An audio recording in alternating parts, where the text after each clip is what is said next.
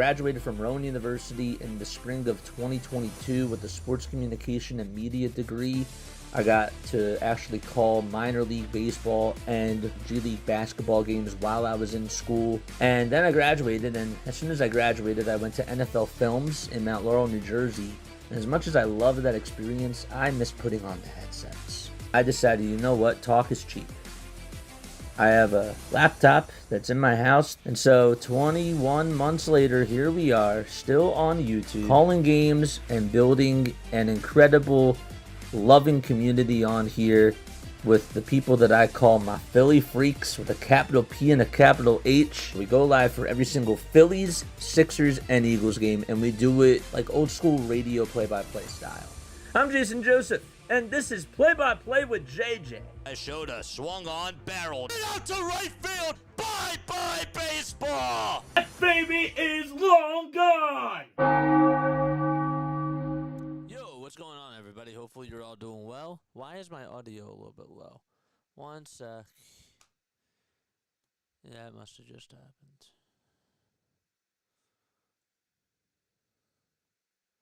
Where is it?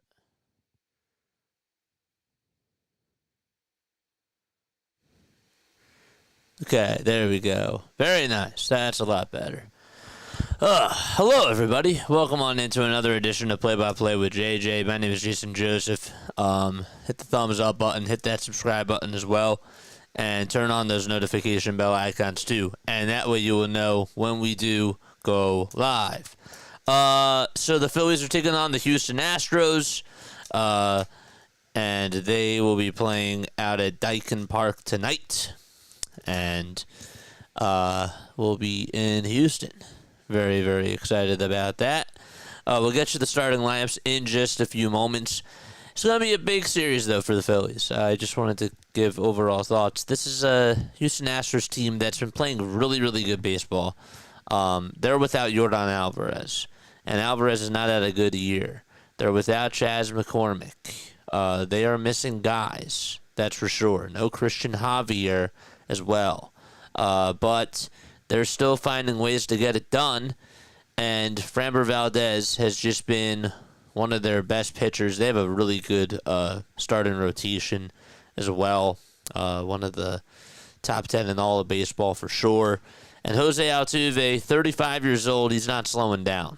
He's been having a very good year again, and he is somebody that the Phillies are going to have to look out for. And they are going to have to do whatever they can to just try to get him out. And guys like Pena and Cam Smith, who's had a very good rookie year, and Isaac Paredes. So it's not going to be an easy matchup, but if they can take 2 out of 3 out in Houston at Dyken Park, that would be a huge positive for sure. What are they going to have to do today against Framber Valdez? Valdez this year has a 3.09 ERA, 99 strikeouts, and 96 innings of work. He's only allowed 6 homers this year, which is really impressive. They're going to have to try to make him pitch. And what do I mean by that? They're going to have to try to foul off pitches, make this guy work, make him sweat a little bit, and just grind out at-bats. I would love them to play small ball today against Framber Valdez. And if they can get 2 runs in the first inning, I think that that's a good day because he's been very strong lately. This is a guy who, over his last 3 outings, he has a 3 ERA. He's only given up 6 earned runs. The last time that he's actually given up 4 earned runs in a game was on May 2nd. So ever since then, he's had 4 starts where he's just given up 1 earned run, and 3 where he's just given up 2. So, and he can go 7, 8, 9 innings. We saw that. We saw that a complete game that he had against the Tampa Bay Rays on May 30th. Also saw him strike out 11 batters against the Pirates in 7 innings recently. So it's not going to be easy to go up against this guy. That's all I really wanted to say. But what are your final score predictions? Make sure that you guys comment that down below. And also tell me who your standout players are for this ball game. We'll get on into the starting lineups right now. For the Phillies, it'll be Trey Turner, Kyle Schwarber, Alec Bohm, Nick Castellanos, JT Realmuto, Otto Kemp, Edmundo Sosa, Buddy Kennedy, and Johan Rojas. And that is the lineup for them tonight. So no Bryson Stott, no Brandon Marsh, and no Max Kepler in the lineup for the Phillies. So again, it's Turner, Schwarber, Bohm, Castellanos, Realmuto, Kemp, Sosa, Kennedy, and Rojas. And for the Astros, their lineup will be this. They got Jeremy Pena batting in the leadoff spot. Isaac Paredes is over at third base batting second. Jose Altuve DHing hitting third. Jake Myers batting in the cleanup spot. That's Cam Smith batting fifth. Christian Walker batting sixth, playing over at first base. Yainer Diaz is catching behind the plate. And then you got Cooper Hummel out in left field batting eighth. And Mauricio Dubon batting ninth, playing over at second base. And Framber Valdez is on the mound. For the Philadelphia Phillies, they will have Ranger Suarez out there on the hill. But Valdez this year, 15 starts, an 8-4 record. As we mentioned before, 96 innings of work, 99 strikeouts, 33 walks allowed, and a 3.09 ERA. And this is a guy who has a sinker, a curveball, a changeup, a slider, and a four-seamer. That sinker has just been his pitch that he mainly throws almost half of the time. But the curveball and the slider, batters are just hitting 167 against the curveball and just 071 against that slider. He throws a lot of off-speed pitches, and the Phillies just cannot swing at junk when he's out there on the mound. So Turner is going to be batting in the leadoff spot for the Phillies as they're in their gray tops, gray bottoms, red letters that say Phillies in text in cursive on the front, and blue stars above both of the eyes as well. Turner, Schwarber, Bohm, Castellanos, Realmuto, Kemp, Sosa, Kennedy, and Rojas are in the lineup for the Phillies tonight. The crew chief, it'll be Nestor Seja catching behind, he'll be the home plate umpire. At first base, it's Marvin Hudson. Then you got Ryan Blackney at second and Jacob Metz at third. It's 87 degrees. I did see some rain in the forecast at 11 o'clock p.m. Eastern time over there. The defensive lineup for the Astros, they got Walker at first, Dubon at second, Pena at short, Paredes at third. Catching behind the plate is Diaz. On the mound is Valdez. And then it'll be Hummel in left, Myers in center, and Smith in right field. And so we're ready to get underway and play some baseball. Let's update the scores. There we go. Nice. And Trey Turner's going to come on up to the plate. Pena is fourth in baseball with a .326 batting average. You also have Isaac Paredes, who has 16 homers on the season, 45 RBI. And, of course, you got to look out for Josh Hader. Still one of the best closers in all of baseball. The pitch to Trey Turner. That's in there at the knees for a called strike. 0-1 is the count. The windup and the pitch. And this one's lined out towards right center field on a run. There's Myers, and he makes the catch. That was a sinking line drive.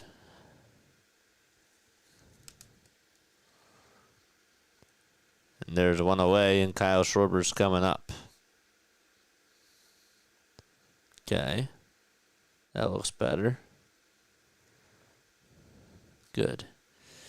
Can you guys see on the scoreboard, right? On the scoreboard that's right next to my face. Okay, you have the batter, which is it says Schwarber with his first initial, and then you have pitcher F. Valdez. The pitch, it's inside for a ball. Schwarber 5 for 11 in the last series against the Mets. hitting .249 on the season so far. We're almost halfway done the baseball season. 1-0 pitch, and he takes it on the upper third of the zone for a called strike. Framber Valdez on the hill. 3 pitches so far. Just drew 1 to Turner, who lined out to center. And Schwarber tied up in the count at 1 apiece. The 1-1 delivery, it's inside for ball 2. Astros are 45-33. They are 14 games above 500 at home. 2 balls, 1 strike. The pitch, a dancing curveball that misses inside for ball 3. Houston is 4.5 games above the Seattle Mariners. They're also 7 games in front of the Angels and 7.5 ahead of Texas. 3-1, fouled off.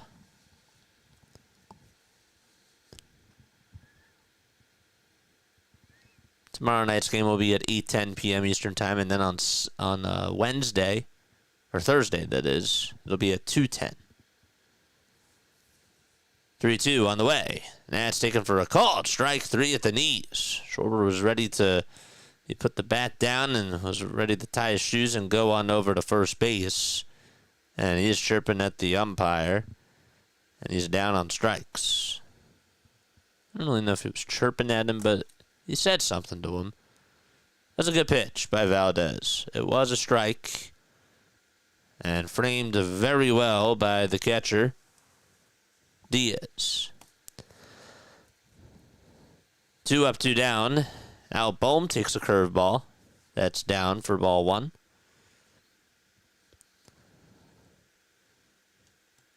I appreciate that, Keith. Yeah, no, email it to me.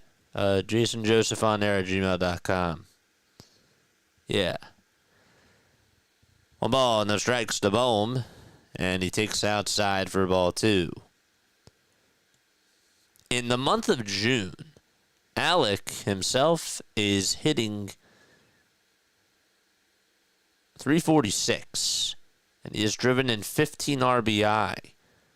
Only drove in 13 last month. So he surpassed that. The pitch is taken inside for ball 3. Over his last 10 games, he's hitting .333 and has driven in 8 runs. Also has 2 doubles and 5 runs scored. 3 balls, no strikes to Bohm. And the pitch, it's a sinker at the knees for strike 1.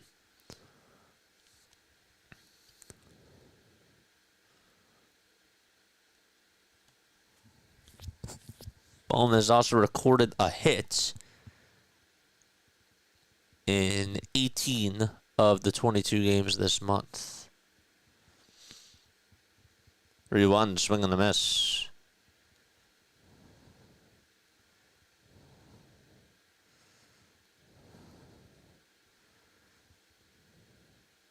I had to say 21.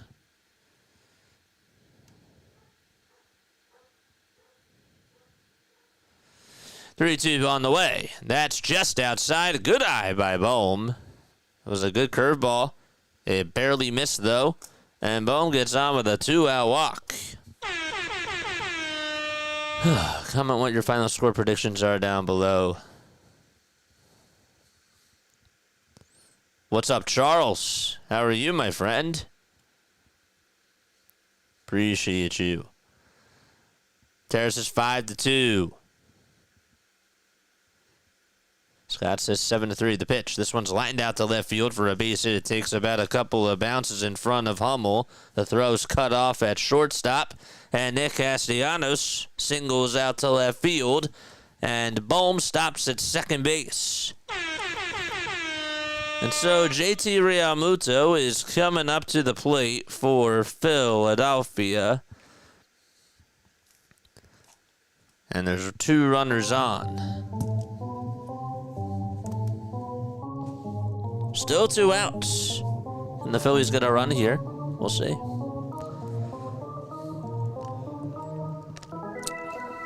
Charge! Something cooking in the kitchen. David says 6-4 Phillies. Pitch. This one is bounced back up the middle. Second baseman has it, throws it over to first in time. And the inning is over. Good play by Dubon. And so we're going to the bottom of the first. No runs, 2 men left. Okay. Let's get into the Astros starting lineup, and then we'll start reading some texts. Pena will be leading things off. That's Jeremy Pena. And that's Isaac Paredes batting second. Jose Altuve hitting third. Jake Myers fourth. Cam Smith fifth. Christian Walker will be batting sixth. That's Yainer Diaz batting seventh. Cooper Hummel, the left fielder, batting eighth. And Mauricio Dubon, the former Giant, batting ninth, playing over at second base. And Ranger Suarez will be on the mound for Philadelphia. We'll talk a little bit more about him once they return from the break. Hardcore is going to go with a high-scoring game today. He says Phillies 7, Astros 6. Now, again, this could mean he's not saying that Rangers going to pitch bad. Maybe he is, and maybe he's saying that the bullpen's going to be strong today. I highly doubt that. But more than likely, he thinks that Rangers going to do good and that the bullpen is not going to do well, but they'll hang on. So, interesting. High-scoring game. Cheers. What's going on?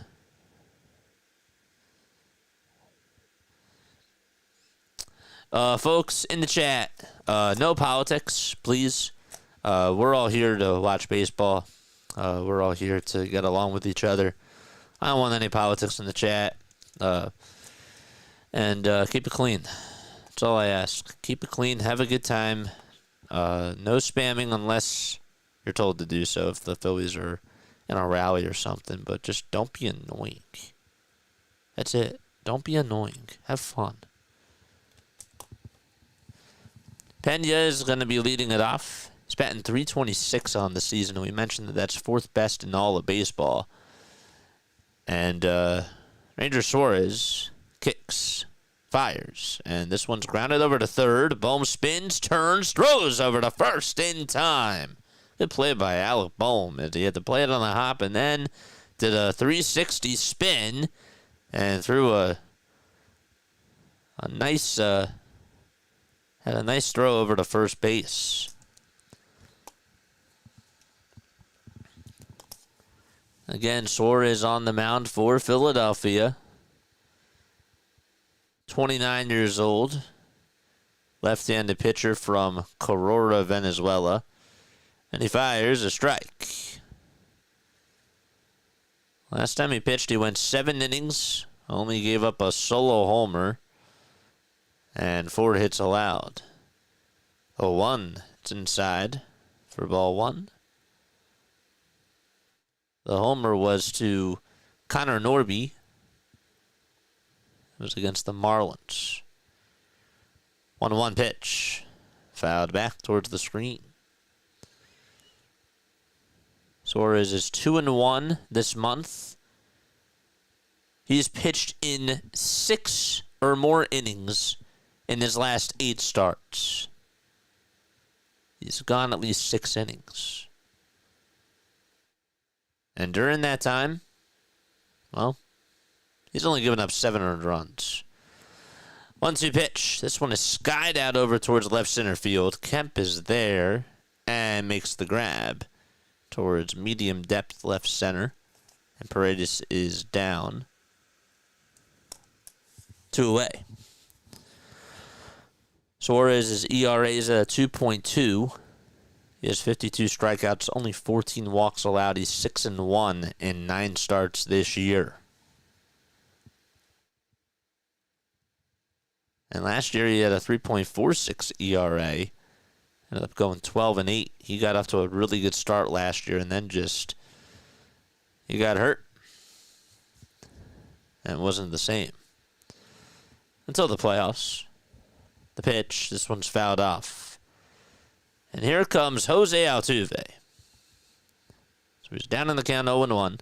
He'll show bunt. And he takes it back. And he actually tipped it for strike 2. I didn't know if I thought that he took it back, but it just made a little contact with the bat as he was taking it back.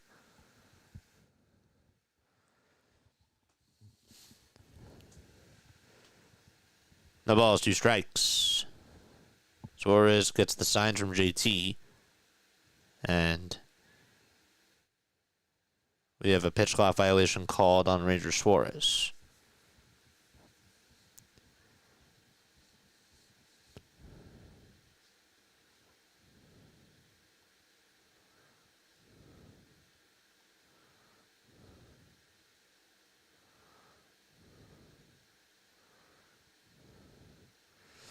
The 1-2 pitch. It's going to bounce in the dirt for ball 2.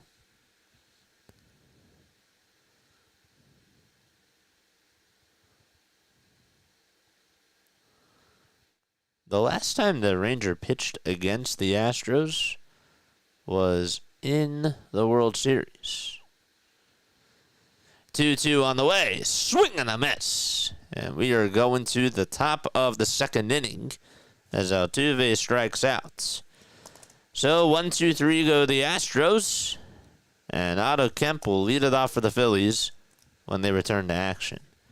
Just going to try to see when exactly the last time he pitched was against the Astros.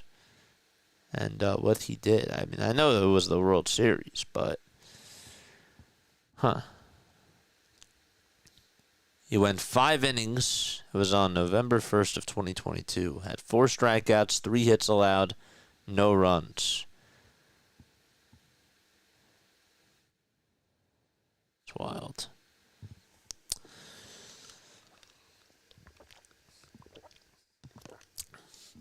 Folks, don't forget to like, don't forget to subscribe, and hit the notification bell icon too.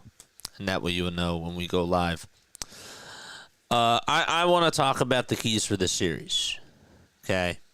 My big things that I would like the Phillies to achieve in this series. Okay. Take 2 out of 3. Please. Take 2 out of 3. Tonight is not going to be easy. It would be really, really good, though, if they took this game tonight. It'd be great if they took 3 out of 3. But all I ask, again, is for you to just win a series. And then go to Atlanta, and then do what you can out there. And we'll address that after the series is done. You got to take 2 out of 3. My big thing that I'm going to be looking out for in this series is how much do the Phillies rely on small ball. I'm hoping that they stay true to that and that they don't get complacent. Because when we were watching them back in April and even during May, when they were playing against the Pirates, I think that was actually in June, sorry. But like when they were playing against the Pirates and when they were playing down to their opponents, they just were very sloppy at the plate. They didn't have any sort of discipline. They were hacking at every pitch, and I just want them to continue to play small ball. That's it. That's mainly what I'm going to be looking for in this series. And if somebody can step up in the bullpen, that'd be great too. The pitch to Otto Kemp. He takes it for a called strike. Valdez, not wasting any time, gets set at the belt, comes set, and delivers. And it's down in the dirt.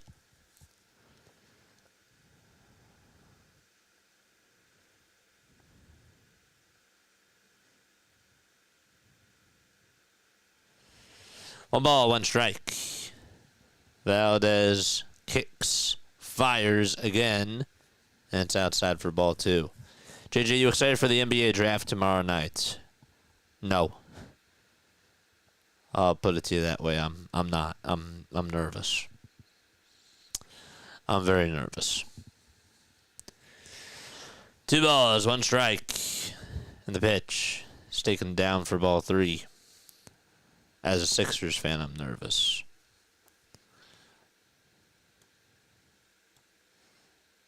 Also, it's night 1 tomorrow night. They now have 2 nights of the NBA draft. Craziest thing. Only 2 rounds. 1 round per night. 3-1, and that's taken down for ball 4. So Otto Kemp gets on with a walk, and here comes Edmundo Sosa to the plate. Drop a Phillies emote in the chat. And if you don't have a membership, drop a P in the chat. Here's Sosa, the pitch. This one's lined out to right field for a base hit. Going over to second base is Otto Kemp.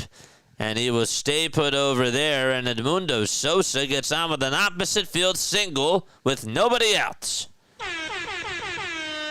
Okay. All right, let's go. Buddy Kennedy's coming up. Do you bunt? Do you bunt?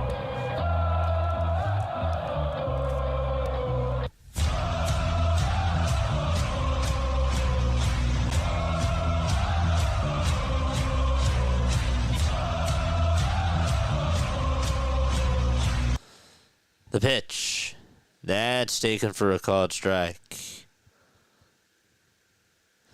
Yeah, no, email it to me, jasonjosephonair@gmail.com. So one of my mods can post that in the chat. Thank you. You could just copy and paste it from the description. Or just say jasonjosephonair@gmail.com. The pitch. The Buddy Kennedy, and that's down and in for a ball.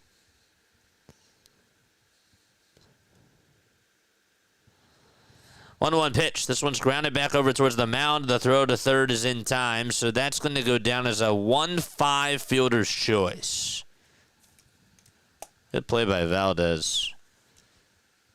Kemp is out at third. Sosa's at second, and Buddy Kennedy is at first base. And Johan Rojas is coming up. There was no play over at first.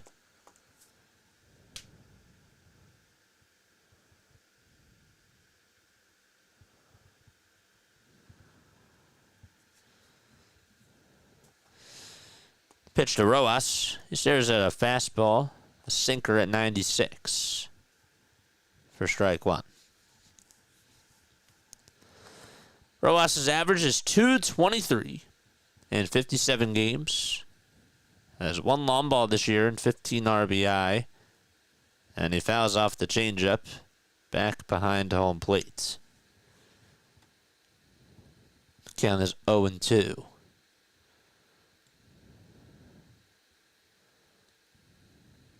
Okay.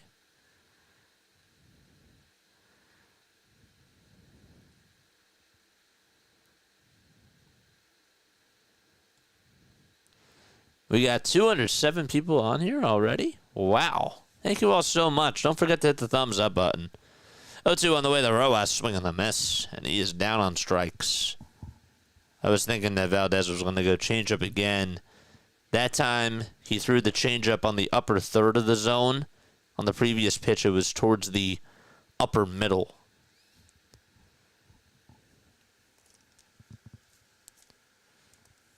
Two away, and Turner's up. And he flies this one out over towards deep right field. That's going back over towards the track, but it's going to be caught by Smith.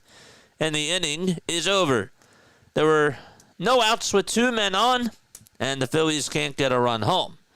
We're going to the bottom of the second out in Houston. We're going to go raid BW, okay? We're going to go say hi to Orioles Birdwatcher, and we will post the link right now, and we shall be right back, all right? Let the Birdwatcher know that Play-by-Play with JJ sent you. Here's the link, posting it right now. I will see you very, very soon.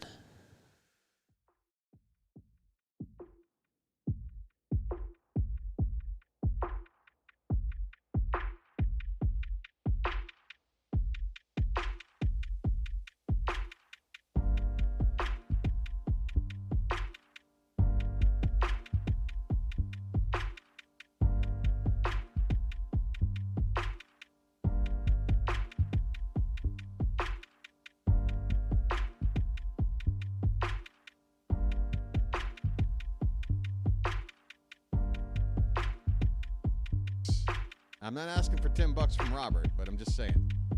I'm not trying to double $1 to $2. More like 10 to 20. But Robert, again, I should have waited to even mention it. What matters is that you gave. Oh, this is just a stay cool as we wait for a hit super sticker. Oh, okay. Gotcha. So this is just a little precursor. Okay. And I want to thank you very much All for right, that. we're good. I really do. Ramon Laureano up the middle, base hit.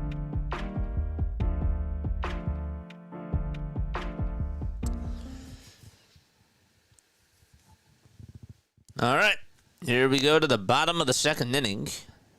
4, 5, and 6 to up in the batting order for Houston. And Ranger is back out there for his second frame. This is Jake Myers, who takes strike one on the outside corner at the knees.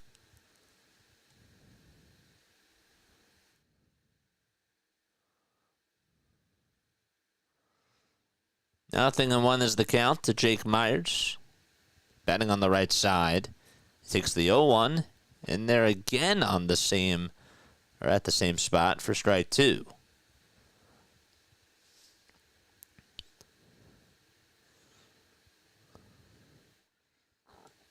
Suarez has a .90 ERA on the road and a 3.34 ERA at home.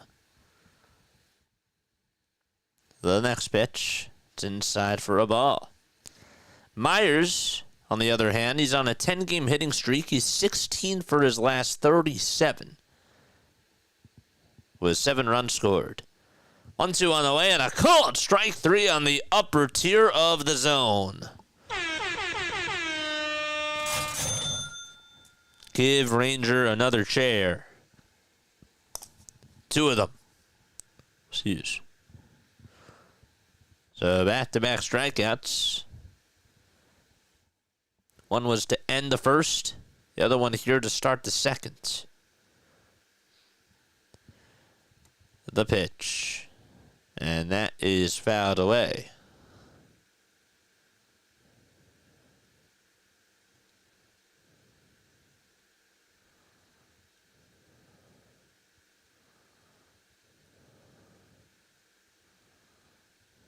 Analytics don't like bunting. Yeah. This is Cam Smith, who's up to bat. First pitch, he takes it for a strike. The second pitch, he fouls off towards the right side. This guy's a rookie. He's having a really good rookie season. He's played in 64 games. Has homered 5 times. Has drove in 27. 0-2 on the way from Suarez. Another called strike 3 on the inside corner. And a triplet of strikeouts for Ranger Suarez.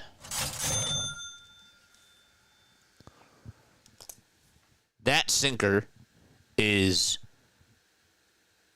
deadly today. It is. The movement that it has. The bite. It's very good. There's a curveball that's thrown. It's just a hair outside. This is Christian Walker, former Arizona Diamondback. Only hitting .218 this year. And he flies this one out towards right center field. Rojas calls off Castellanos, makes the catch. And 2 1-2-3 innings for Ranger Suarez. We're going to go to the third inning. No score out of Dakin Park. Okay. Let's read some chat. Let's read some chats. If you guys want to text on into the JJ hotline, you can. 610-314-0844. That is how you text on into the show. We take phone calls after the game. We also take voicemail messages, too. If you guys want to call in and leave a voicemail message as the game goes on, you can. I leave this up for you guys. I am going to try to eventually get like a hold line. I know that somebody requested that the other day. It's just really hard to navigate it like by yourself. I've been doing other stuff, but I will be trying to work on that and seeing what options I have with that. So I did want to let you guys know that I do take your feedback seriously. I do. Crowley says that's just hilarious. What, that the Phillies didn't get a run in that inning?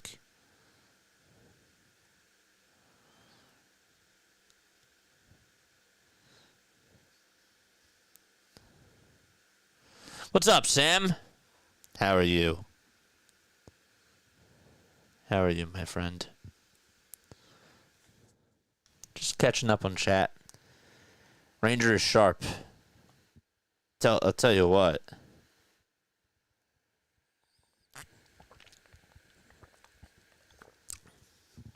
His fastball has been great.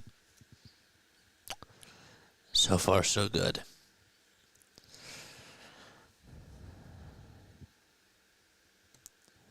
$186 watching, 65 likes. Hit that thumbs up button, folks. Please and thank you.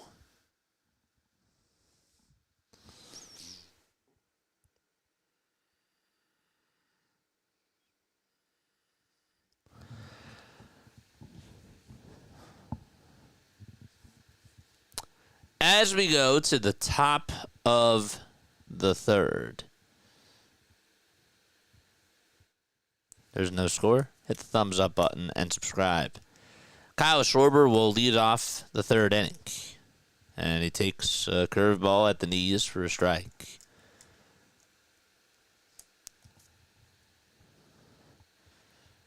Schwarber struck out in the first. The 0-1 pitch. It's low. See that the Blue Jays are up 6-1. They're taking on the Cleveland Guardians. Carlos Santana hit a home run. So had an RBI double from Ernie Clement. Pitch on the way, and that's taken for ball 2.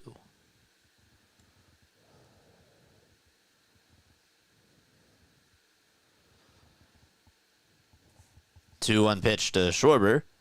Just downstairs for ball 3. The Cubs also are up 5-4 against the St. Louis Cardinals. Suzuki homered. Lars Nootbaar also homered, and Kyle Tucker had a 2-run single. The pitch to Schwarber, and he takes it down for ball 4. There's another walk this year by Kyle Schwarber, as he still is in the top 5 in that category.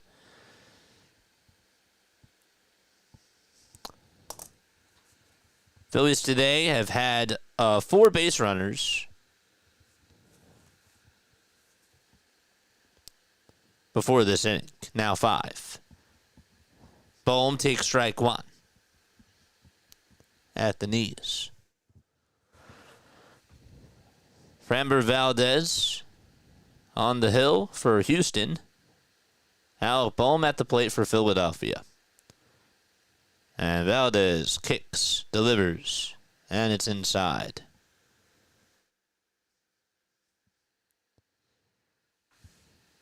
One ball, one strike. Can you guys believe that we are almost halfway done the baseball season?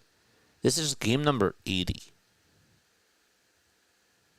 Sorry, this is game number 79. This is game number 79. The pitch to Bohm, fouled away.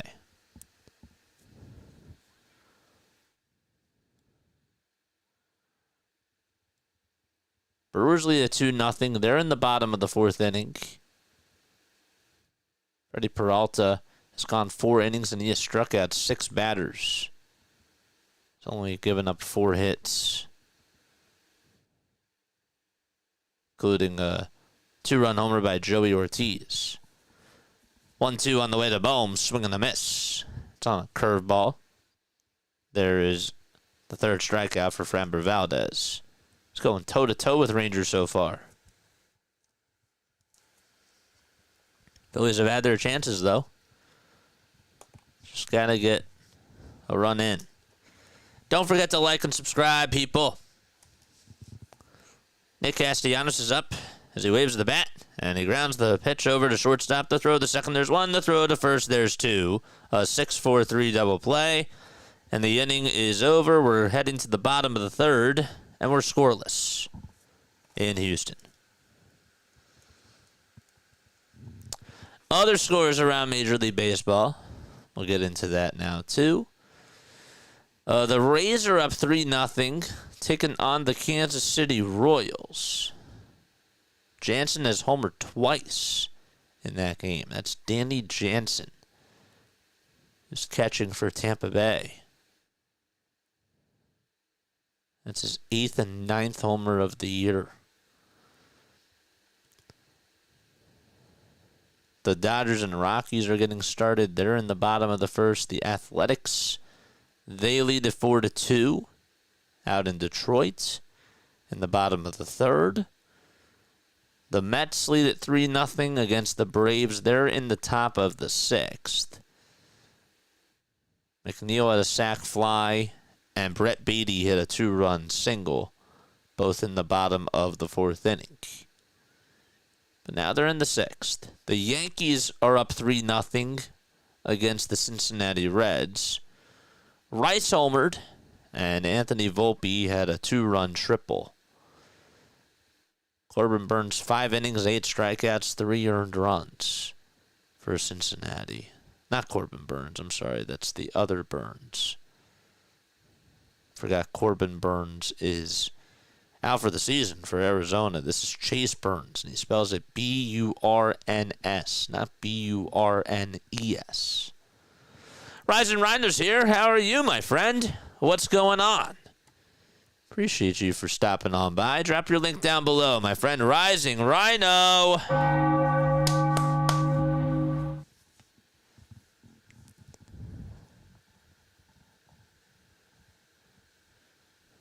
Rhino, you should go write a book.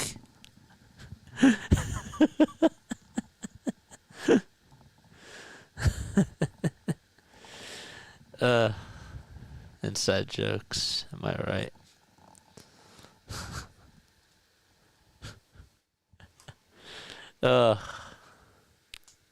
Pitchers are making quick work. Well, usually, this is really what I expected. Here's Ranger Suarez back out there for the bottom of the third, and the pitch is taken for a strike.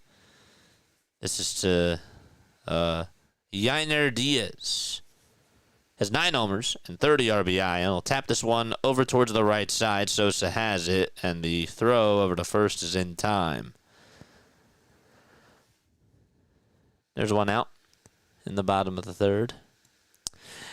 BBN says, here's the thing. Statistically speaking, even with no outs and runners on first and second, you always give up 1 out for a move-over attempt. It reduces the double play and brings runners into scoring position.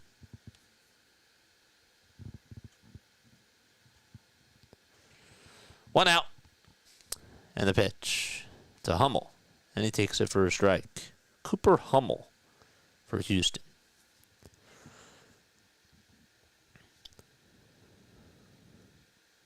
Ranger comes set and delivers and throws a cutter on the upper third of the zone. A cutter. It's the first one of these thrown today.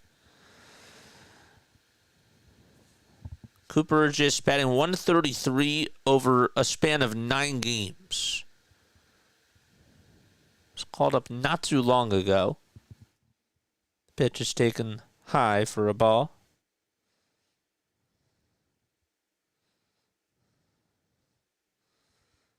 Almost 30 years old. 1-2 pitch, swing and a miss. Another strikeout for Rangers. Suarez, give him 4. Wow.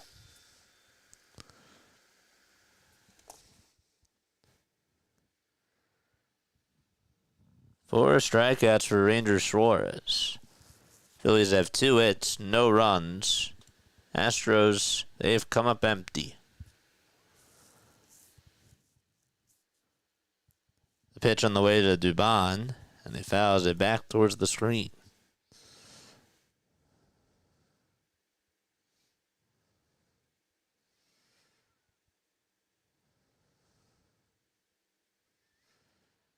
Oh, 1 pitch on the way. Line drive, foul towards the left side. Manager for the Houston Astros, Joe Espada, who's 49 years old, took over for the Astros as the manager in 2023. Previously coached for the Marlins and the Yankees. 0-2, swing and a miss for strike 3. The throw to first base. Good dig out by Buddy Kennedy as JT had to go chase that ball, and he had to throw a strike over to first. And Rangers Suarez with 5 strikeouts on the day so far, and he's retired all 9 batters for the Astros. We're going to the 4th inning, and we're scoreless in Houston, Texas.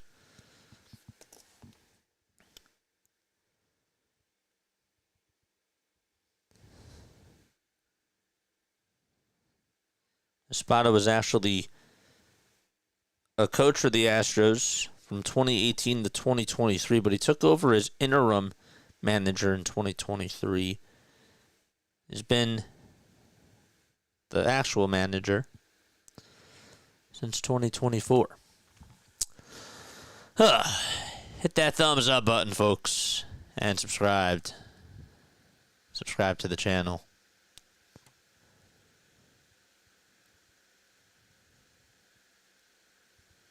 Yes.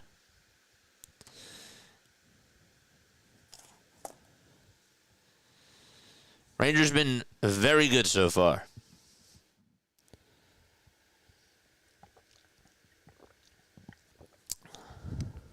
Good try. The Brewers lead it 6-0. Joey Ortiz just hit his 2nd homer of the day. They put up 4 runs in that bottom of the 4th. And Durbin also homered.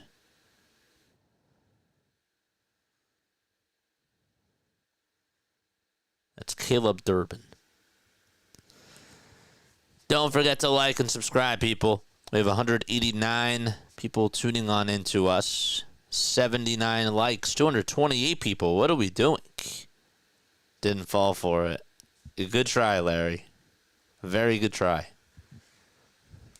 Nice try. I'm on my toes tonight, man.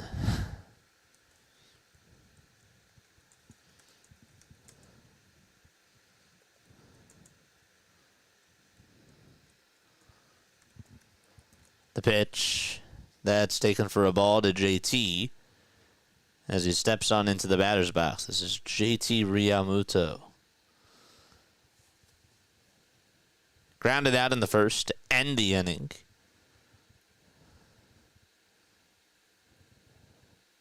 On a pitch, it's outside for ball 2.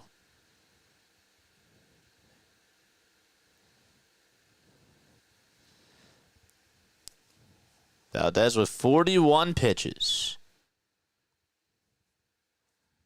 He comes set, kicks, and delivers. And the sinker is in there for strike 1.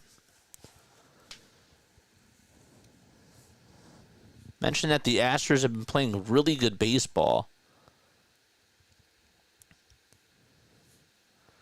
2-1. This one's grounded over to short. And Pena has it, gobbles it up, throws it over to first. And JT is retired again.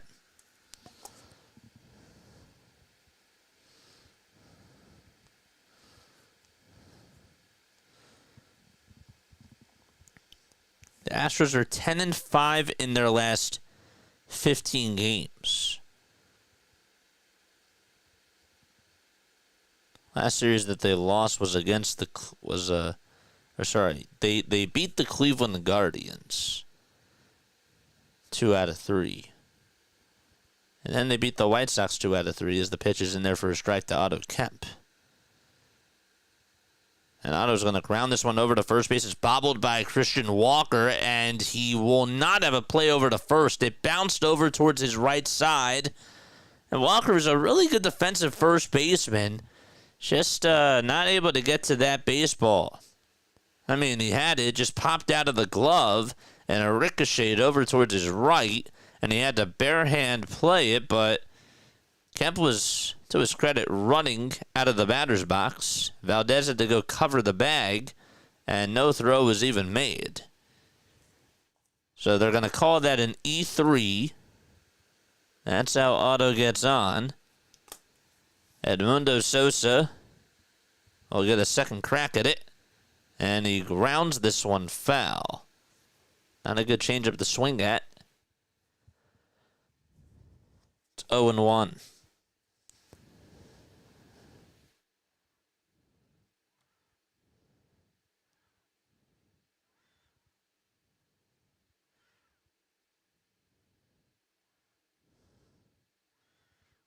Pitch to Sosa, line drive, base hit into left field. That's going all the way towards the corner. Sosa's rounding first. He'll go on over to second. Kemp stops at third, and there's two runners in scoring position for Philadelphia. Edmundo Sosa bringing the fire for Philadelphia.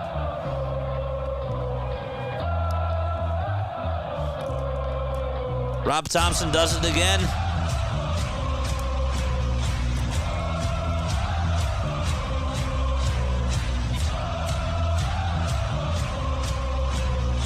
It's great. That is awesome. And Buddy Kennedy is coming up. 47 pitches for Valdez, 28 strikes, 19 balls. The Phillies, they've got to get a run here. Buddy grounded into a 1-5 fielder's choice his last time up. Kemp's at third, Sosa's at second. Valdez comes set and deals and throws it in the dirt for a ball.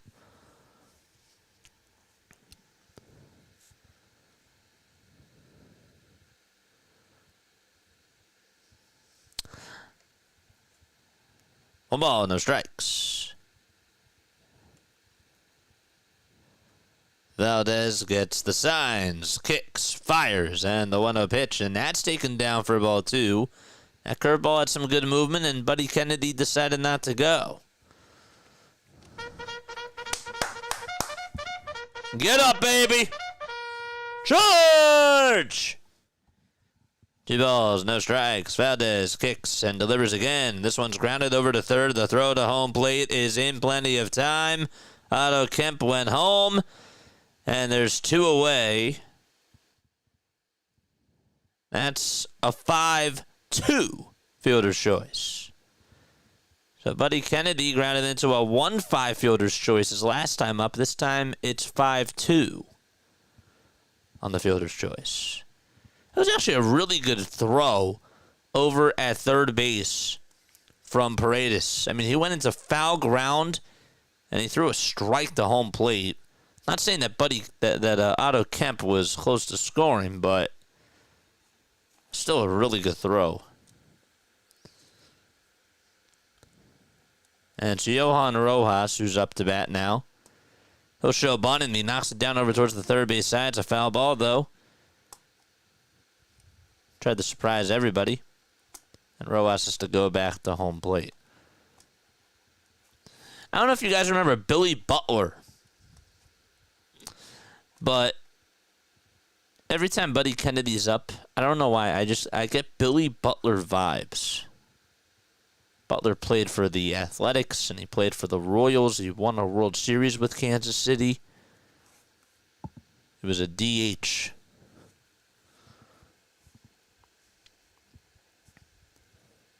What's he doing now?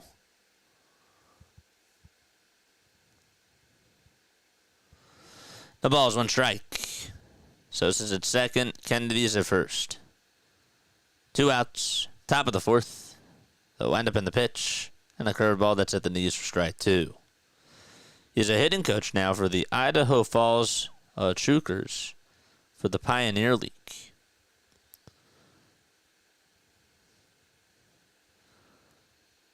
0-2 on the way. This one is popped up over towards the first base side, and now to play it goes. Played with the Royals from 2007 to 2014. I stand corrected. I actually don't think that he played with the Royals on the World Series team. No, I forgot about that. He was not on the team that won the World Series. I was wrong. The ball's 2 strikes. The 0-2. They tried to see if he went around. He did not. And that actually is correct now that I think about it, because they had Eric Hosmer, they had Mike Moustakas, Alex Gordon, Alcides Escobar, Lorenzo Cain. They were a fast team. And Sal Perez, of course. 1-2 pitch to Rojas. This one's chopped foul towards the left side.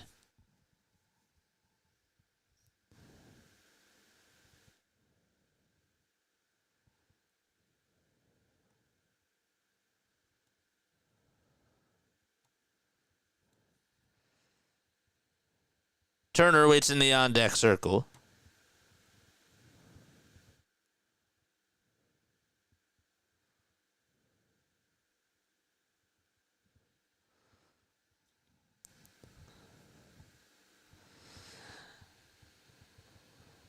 Valdez gets set above the belt, and the 1-2 is inside for ball 2. It was at 97 miles per hour.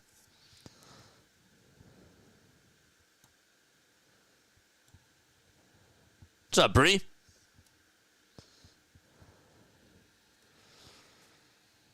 Two balls, 2 strikes to Yohan Rojas. The windup, the pitch. Check swing. Did Rojas go? No. He held up.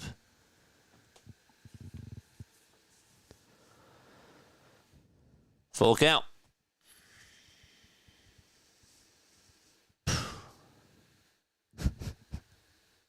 Close.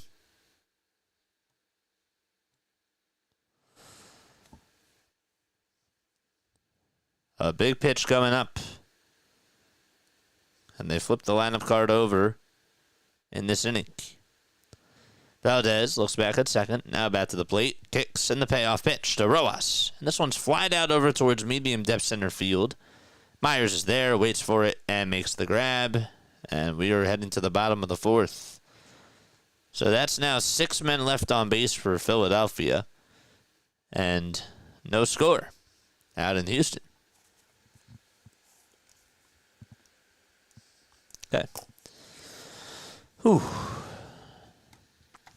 Where's everybody tapping on in from tonight?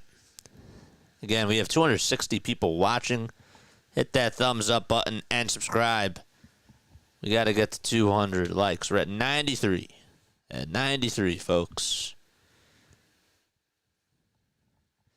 And I got a whoop whoop. This is for you, my friend. This is for you. Hold up. There you go. Everybody walked the rhinosaur.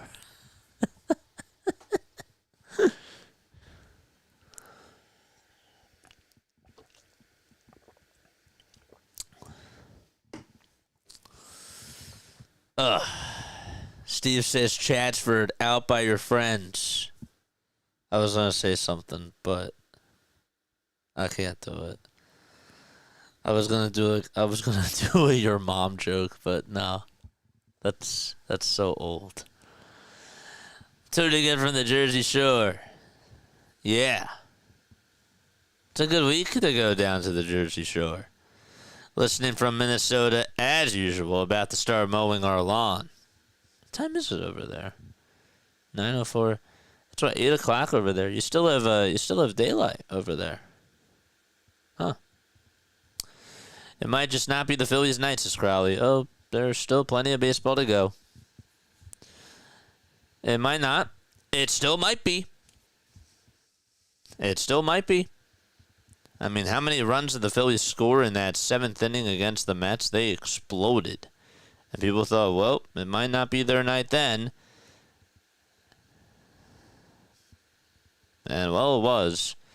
Pitch, swing and a miss. They actually had a 2-0 lead, and then Walker blew it. And then people started to get down. They still won. JJ, I'm coming from Connecticut. Nice. Shout out to Connecticut in the building. 0-1 pitch. And that's high and inside for a ball. No one has ever covered more football than Rising Rhino. 1 ball, 1 strike. And the pitch. This one is flied out over towards deep center field. And Rojas backs up, waits for it, and makes the catch just in front of the track. Just another episode of JJ tearing up the baseball world. Dude, we're taking over. One city at a time, as DJ Khaled would say. Tuning in from the Alamo City. Game is blacked out, says Jack. Salute to you as always.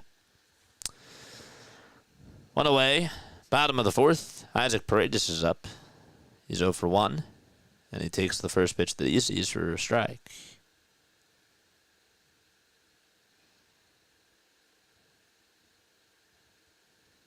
A 1 pitch to the third baseman, and he takes it upstairs. Paredes has gotten a hit in each of his last 3 games. During that time, he's 4 for 8. He had a homer on Friday against the Angels. Also walked in that game as well. And he calls for time. He struck out in his first at-bat. 1-1 pitch. Way outside.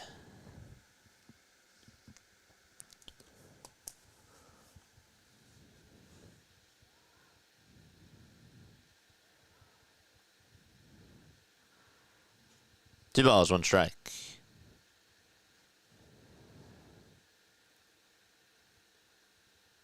Scratch that, he flied out in his first at bat. 2-1 pitch. Fouled away.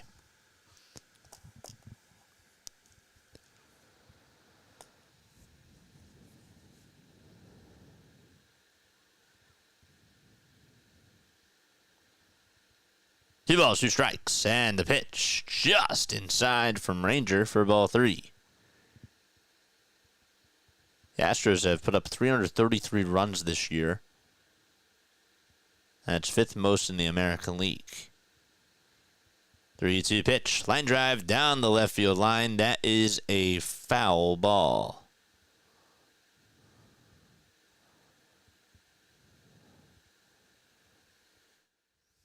Not by much. Ooh.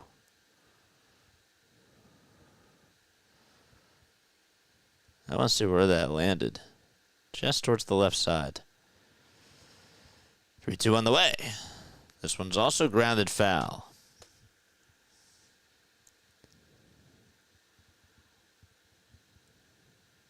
Astros are 7-3 in their last 10 games. So are the Mariners.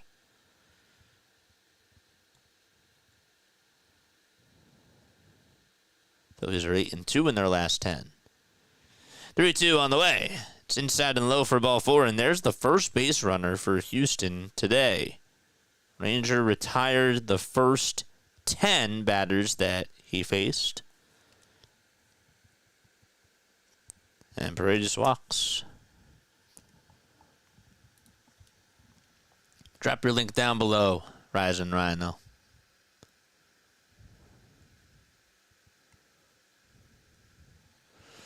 Here's Jose Altuve, and he grounds this one back over towards the mound. Ranger has it and throws it over to first in time for a 1-3 double play. Wow.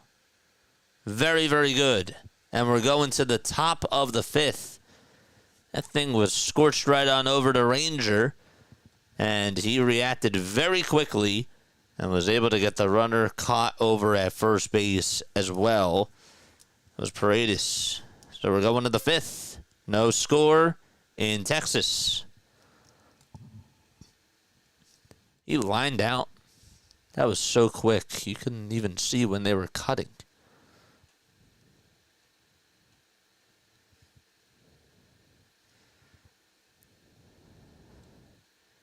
He lined into a double play.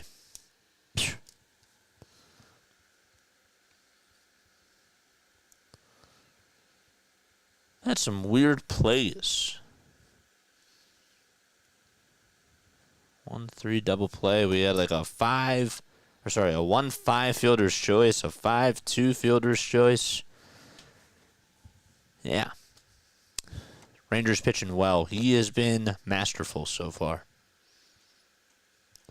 I know we waited a long time for Ranger to come back, but he's been outstanding since returning. Yeah, you can't ask any better. I mean, we were talking about the stats before. This guy has been fantastic ever since he's come back, and that was a question mark that I had. And I think I asked this to you guys before. But, look. This starting rotation, do you guys think that they get the flowers that they deserve? Because, personally, I don't. Now, you could probably say to yourself, well, why does that even matter? Okay, fair. But when you really think about this team was built to rake. This team was built to hit home runs. And we've been so down criticizing them for not doing that on a night-to-night basis. We've been looking at the home run charts. We've been looking at the run charts. And, you know, this starting pitching staff, I think, from what I've seen so far, they've been very special. It's them and the Tigers, in my opinion, who have the best rotations in all of baseball. But do we give them enough love? Is my question to you. Here's Trey Turner, and he grounds the pitch over to shortstop. Pena picks it up, throws it over to first, and one away in the top of the fifth.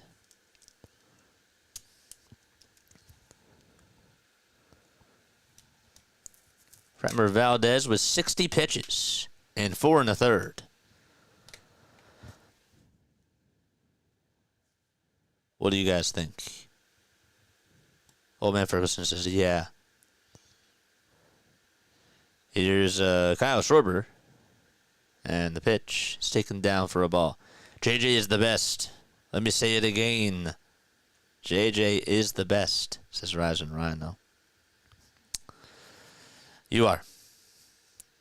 1-0 to Schwarber. This one's popped up over towards the right side. Second baseman has it and makes the catch. And 2 away just like that. Sort of jammed Kyle.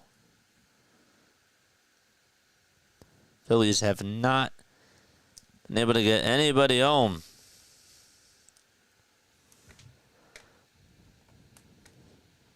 Here's Bohm. He walked in the first. Also struck out in the third.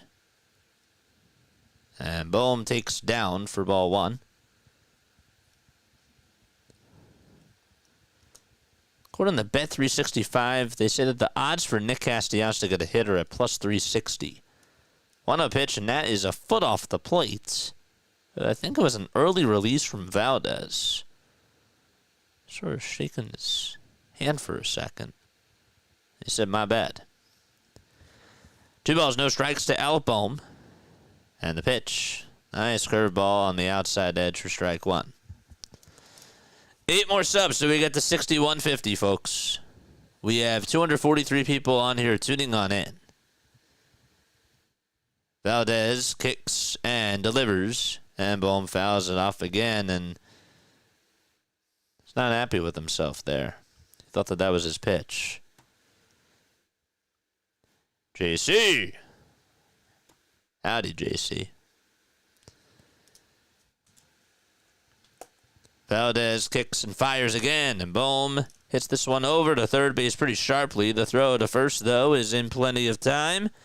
A good throw by Paredes. We're heading to the bottom of the 5th. Quick one so far. Myers, Smith, and Walker are due up. Okay.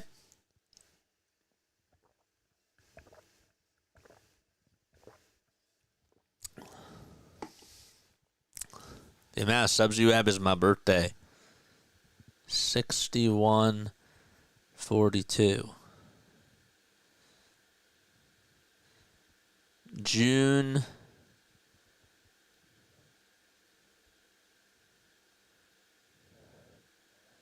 Wait, the amount of subs you have? Wait, the amount of subs you have is my birthday. I'm so confused. Is this like a riddle or something? June 14th, 2002? No? This is weird. Is it? Because it's not 61. It wouldn't be June 1st. How does that work? 42nd day of the 61st month. Born June 14, 2002. See, that's what I was going to go for. I was like, wait, hold up. Is it? It has to be 2002. June 1st, 1942. Yeah, I was thinking. I don't know if he's that old, but yeah. June 14th, 2002. But then you got to add a 0 in front of that, so that's why I was a little bit confused. I was like, wait, how does that work? That was kind of funny. You got me there. You kept me on my toes. Here's Ranger Suarez back out there for the bottom of the fifth in the first pitch. This one's flied out towards center field by Jake Myers. Rojas gets under it and makes the catch. He only had to take about 2 steps towards home plate. 40 pitches for Ranger in 4 1/3 of an inning so far.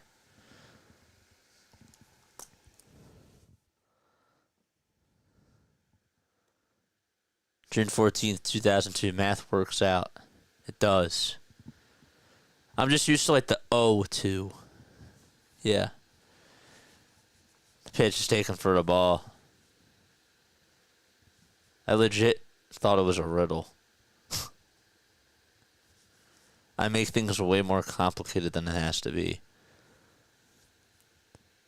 The pitch was taken, and it's now a 1-1 count.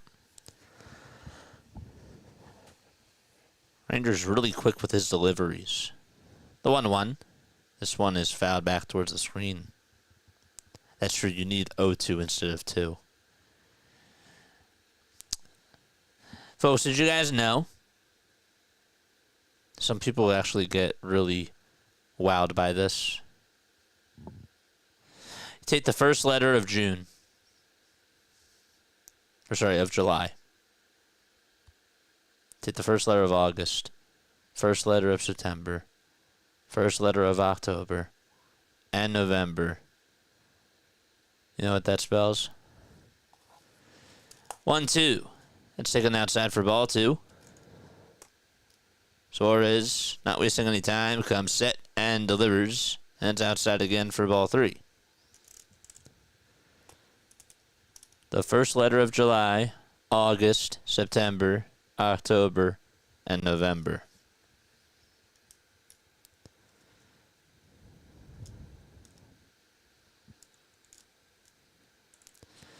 Three-two pitch. Fouled back. Jason. Correct. Yep. Spells my name. Play-by-play with JJ. 3-2 on the way. Line drive caught by Ranger Suarez. Oh, man. And he laughs. That thing came right at his head.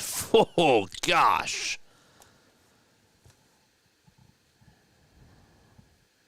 He reacted perfectly. This guy is an absolute...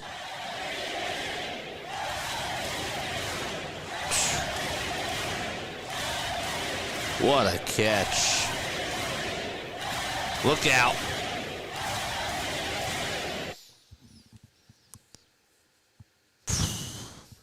Take a breather. 2 away in the bottom of the fifth. And Walker's up. Christian Walker, that is. And he takes a high strike.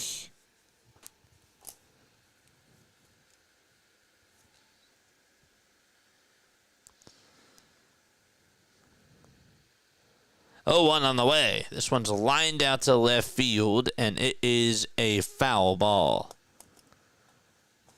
104 stitches, as James Rogers. Guys, hit that sub button, please. Subscribe to the channel. JJ, how many handmade stitches on an MLB baseball? I don't know. I actually don't know.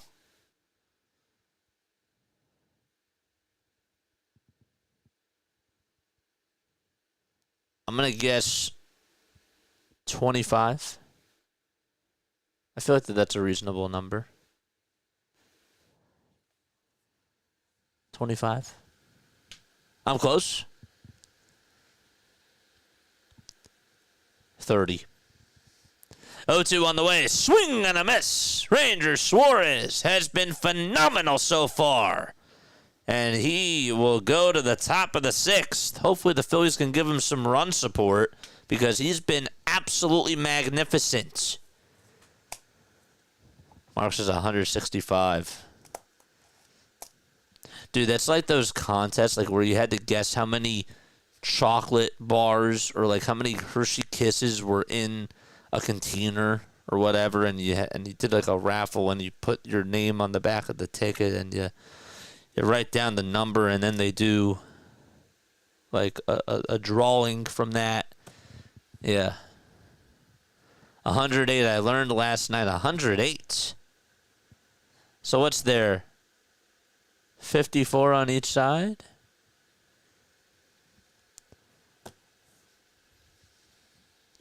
Very good.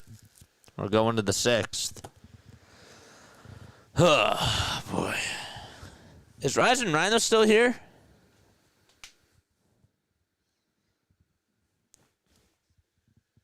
$182.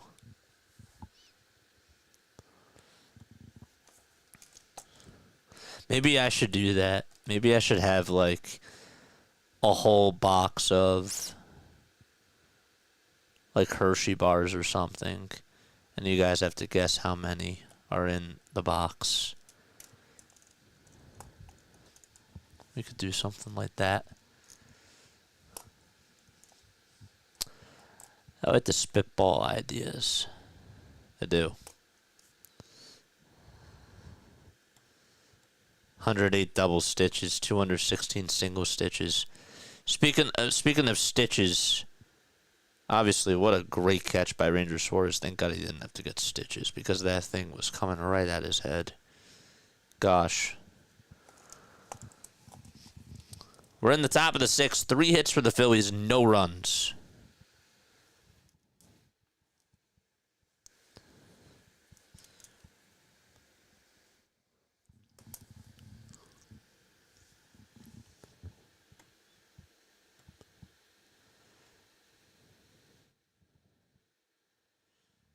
Up to bat is Nick Castellanos.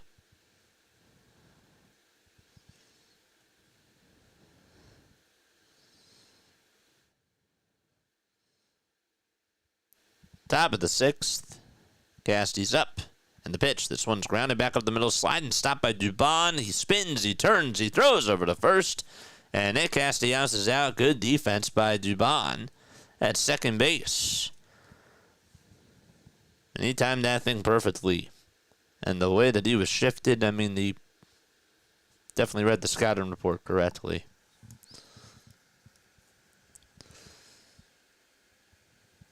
That's now 6 batters that have been retired in a row by Valdez. 68 pitches for him. And JT will get a crack at it for the 3rd time today. Grounded out to second, then grounded out to short.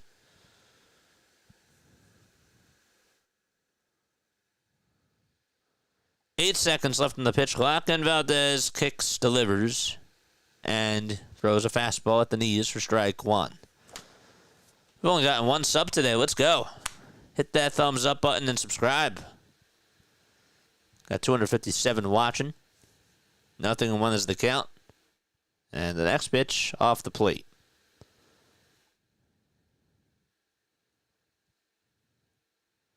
Cardinals and Cubs have been going back and forth. It's now 8-7 St. Louis and they're just in the top of the 6th.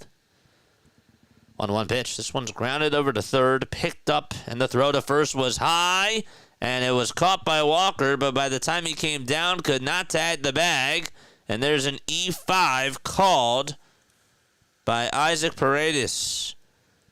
His throws have been kind of high today for the most part, but that throw, and Christian Walker has a pretty high wingspan, but he had to jump up and tried to get over there, and JT at least ran and hustled and sprinted on over to first base.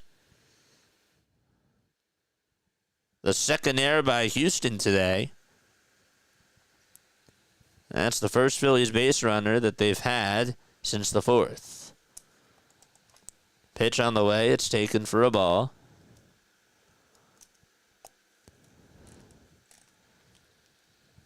Otto walked and also reached on an error from Walker. Thank you for the sub. Appreciate you. As the 1-0 is taken down for ball 2. Appreciate that. That was Matum Uniom. I hope I said that correctly. 2-0 pitch. It's in there for a strike.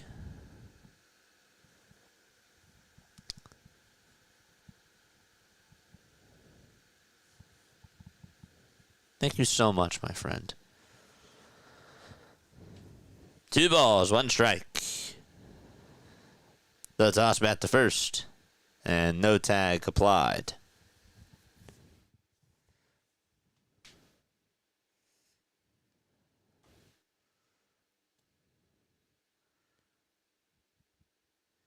Two balls, 1 strike to Otto Kemp. 1 out, top of the 6th. 2-1 pitch, swing and a miss. Nice changeup thrown by Valdez. Thing went from 12 to 6. Phillies' money line right now is at plus 105. For Houston, they're at minus 135.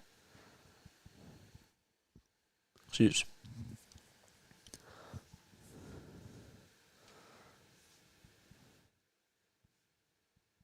The Braves just came back. The Braves just came back against the Mets. 2-2 on the way. It's outside for ball 3. The throw to second base. Not in time. JT swipes second, and he's in scoring position. Phillies are one of the top 5 teams in stolen bases last time I checked. And another steal. This time it's from JT. Good for him. Good for JT. That's his 5th steal of the season.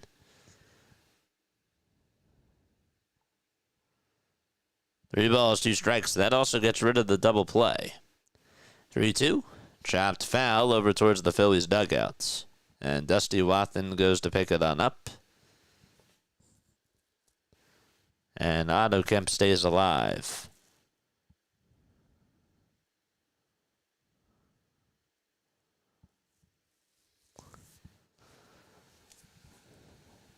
Make them pay for that error at third. 3-2 pitch. Inside for ball 4. Runners at first and second again. Okay. So Kemp gets on with a walk. JT's over at second, and Edmundo Sosa is up. Big spot for him.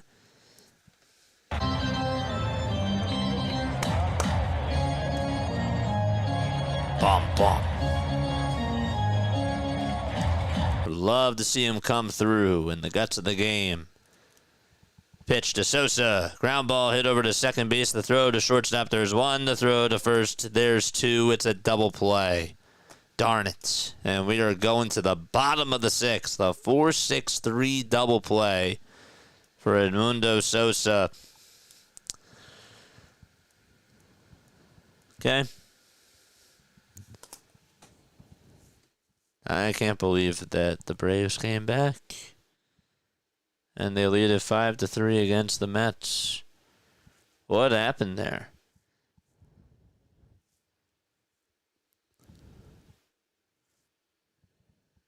Albies had a sac fly. White got on with an infield single. Allen tied the game with a 2-run single, and then Matt Olson hit a 2-run single. Interesting. Okay. Whew. If you guys want to text on into the JJ hotline, 610-314-0844. That is how you get a hold of me. That's how you call on into the show. We take phone calls after the game. So if you guys want to leave a voicemail message, you can do that now. I'm just not taking phone calls as I'm doing play-by-play, because that's stupid. Can we just, like, score a run, bro? Bruh.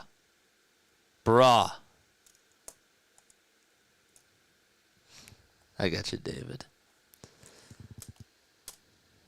Yo, bro. We need a run, bro. You're welcome, Jason. You pronounced it correctly. Appreciate your coverage. Salute to you, my friend. Matumb.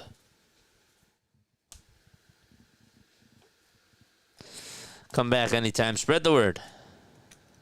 Spread the word, folks. Make sure you guys do that.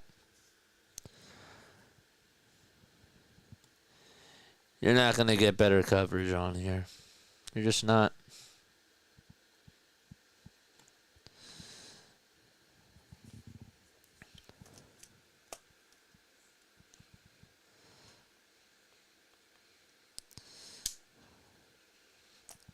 Speaking of the covers, though, I will tell you, Philly halftime, I love my man.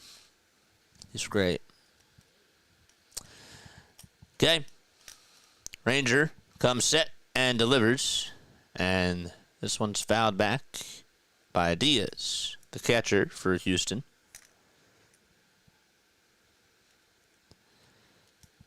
Yainer Diaz, 0 for 1.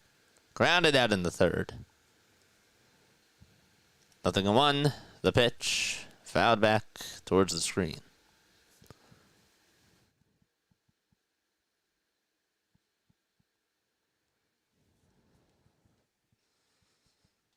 The ball's 2 strikes. 0-2. It's going to bounce down for a ball.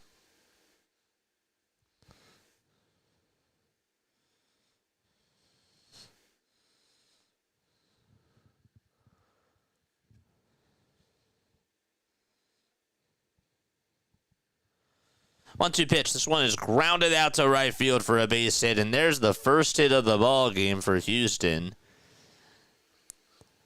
Nothing that Edmundo Sosa could do there. He tried to slide for it, but he had no chance of getting over to it. The first hit of the ball game comes in the bottom of the 6th by Yainer Diaz.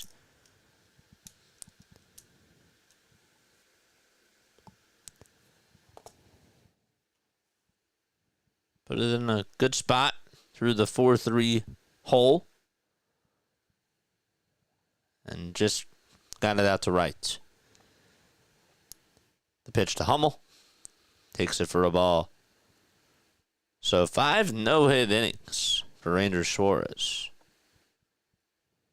Cooper 0 for 1, hitting 125 on the year. The pitch. Swing and a miss.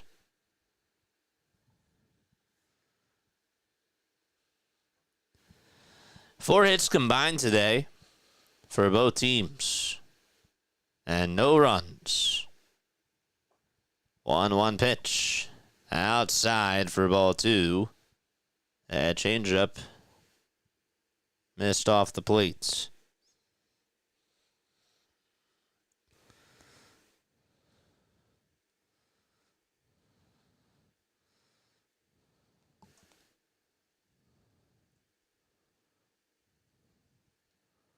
Two one.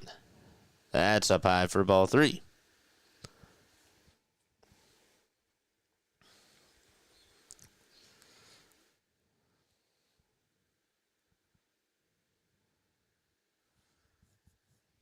Three-one pitch on the way. This one's flied out towards right center field. That's going to drop in for a base hit. Castellanos plays it on a bounce, throws it over to second, not in time. And so there's 2 base runners on back-to-back hits with nobody out. And Mauricio Dubon is coming up.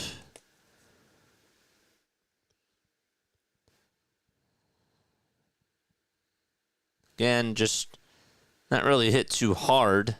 Just whooped it out over towards right center. Still nobody out in the bottom of the 6th. Dubon's on the show bunt, and he fouls it off of his foot.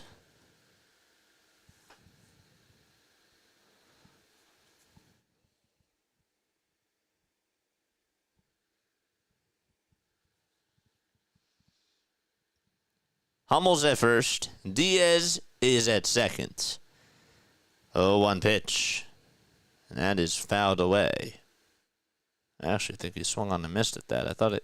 First I thought he got a piece of it, but no. He swung on and missed.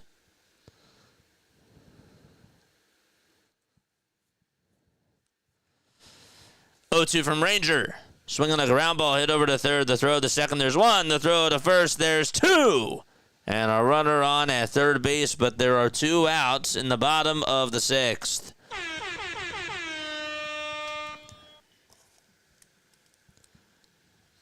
That was definitely needed.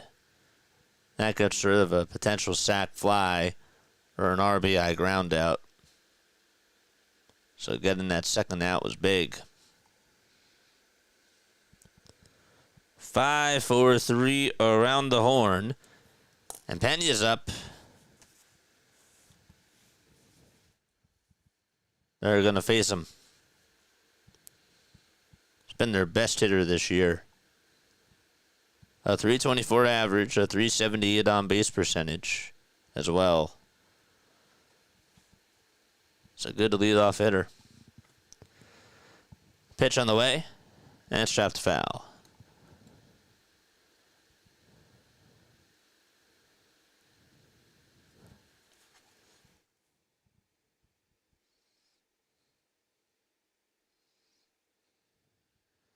.63 pitches for Suarez. 0-1 is the count. And the windup in the pitch outside for a ball. Got word 4 hours ago that Whit Merrifield has retired from baseball. Our guy who was also a member of that 2015 Royals team. 1-1, swing and a miss.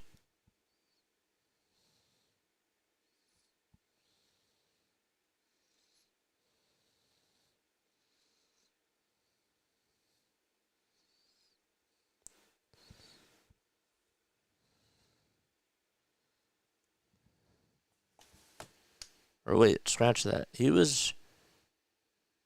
Nope.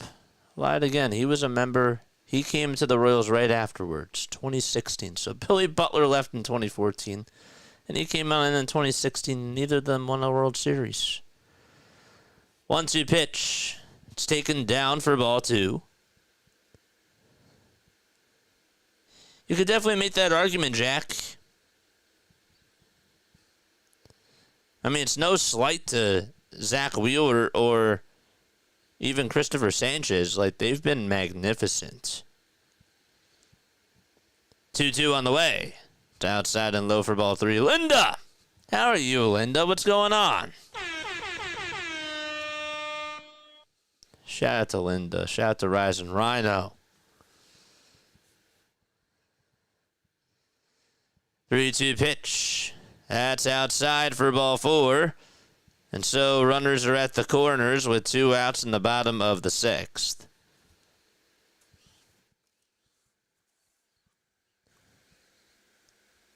Next up is Isaac Paredes, who's 0 for 1.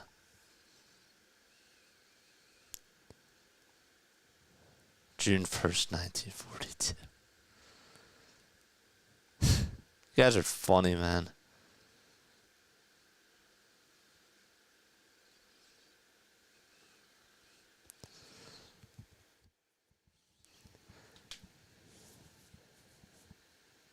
The windup from Ranger. He throws it inside.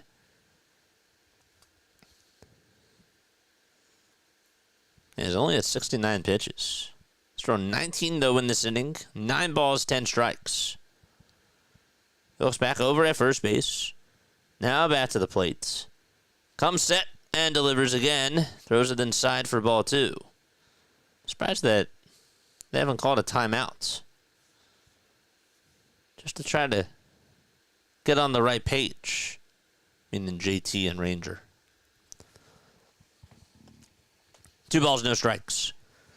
3 seconds left on the pitch clock and the 2-0 pitch. There's a nice curveball that's at the knees for strike 1.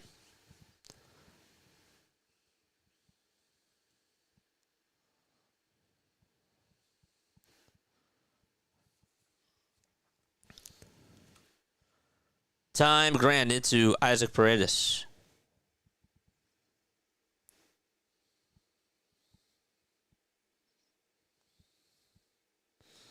He was traded from Tampa.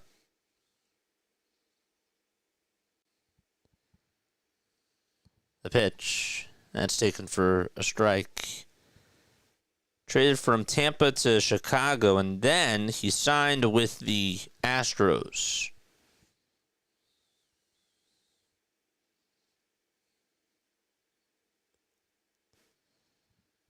2-2 on the way. Strike 3 called. Got him. And we're going to the 7th inning. Rangers Suarez. Absolutely magnificent so far as he gets out of the jam.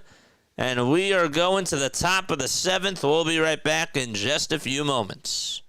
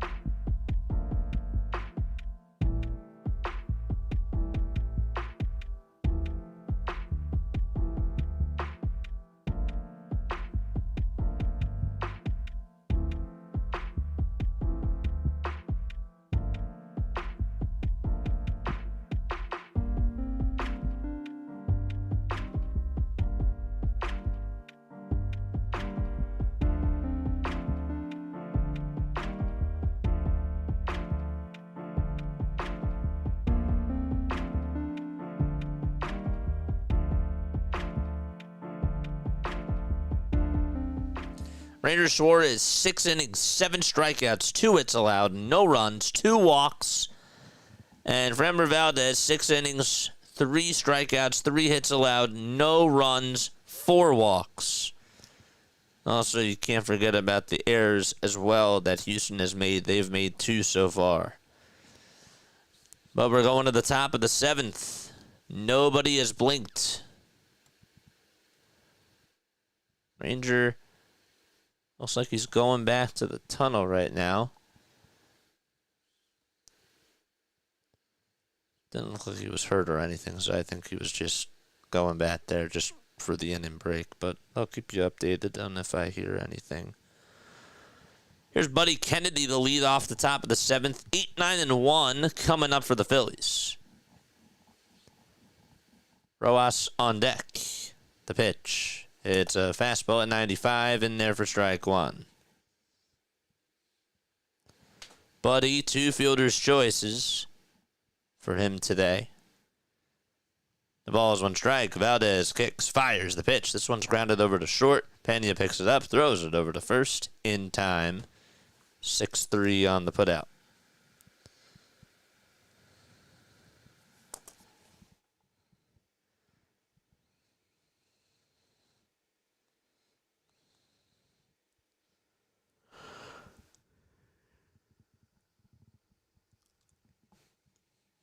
I'll go back to that catch that Ranger made, too, with that line draft coming right at his head. It was a nice play. Here's Rojas in the pitch. This one's flied out over towards deep center field. That's going back towards the track, but it's going to be caught by Myers for out number 2. Looks like a good pitch for him to try to kill out there, but just not enough power. 2 outs. And Trey Turner is coming up.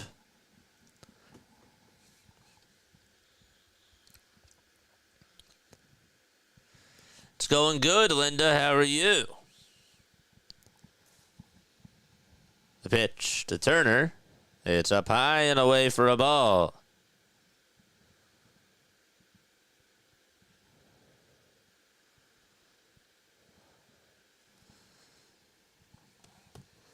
One ball, no strikes. The pitch to Trey.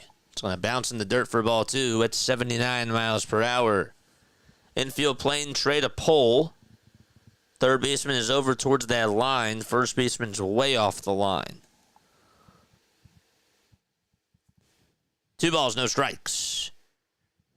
The windup and the pitch to Turner inside for ball 3. Changes channel. Don't tell me what to do.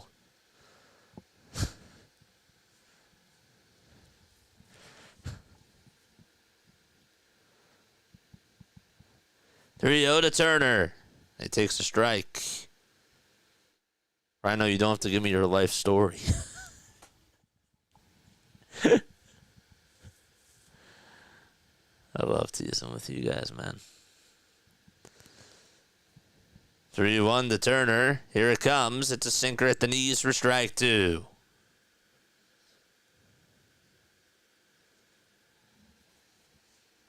Valdez with 87 pitches. The count was 3-0, and it's a full count now.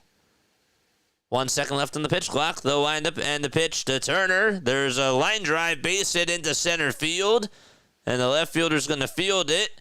And Trey Turner puts the brakes on at first base as the throw is cut off at second, and Turner gets on with a 2-out single. And Kyle Schwarber is coming up for Philadelphia. Wake him up! Get up!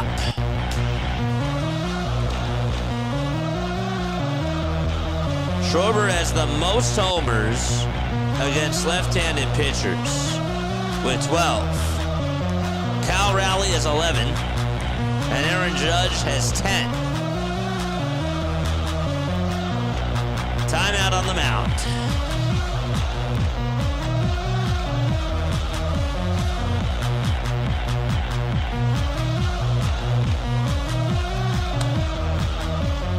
Looks like Blanco is starting to warm up, Brian Abreu, that is, warming up in the Houston Astros bullpen. Time to wake up. Yeah. Get them up. Get out those clocks. I need you guys to tell the Phillies to wake up right now. No more time for sleeping. 2 outs, top of the 7th. I was waiting for that, Michael. Pitch to Schwarber. It's down and away for ball 1.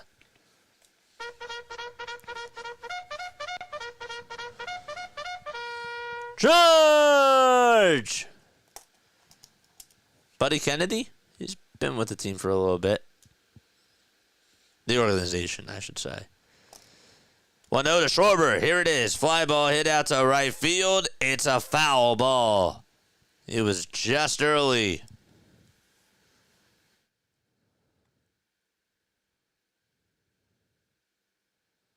Ranger said he wants to stay. I hope that they make it happen. Yeah. What's up, Doug? Hit that thumbs up button, people. 1-1 to Schwarber. And he takes a curveball at the knees for strike 2. He sat on that pitch.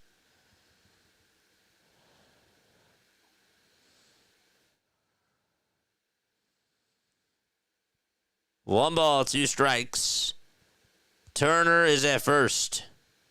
2 away. The 1-2 pitch, and Schwarber grounds this one towards the right side. Dubon has it and tosses it over to first for the third and final out. They played him the pole. It worked, and we're going to the bottom of the seventh. No score in Houston.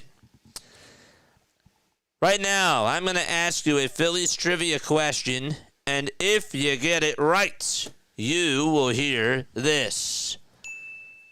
If you get it wrong, you will hear this. Which Phillies player / players have the most RBIs in a game, a single game?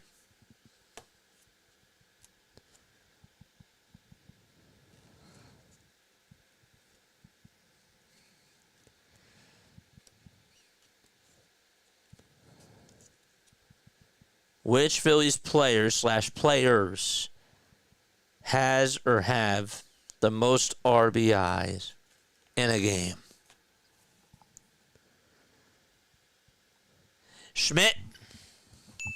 It's one. There's more. Bohm.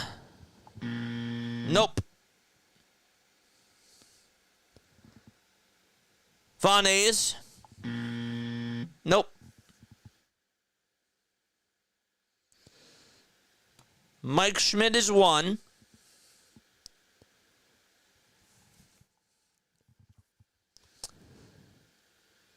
Pete Rose.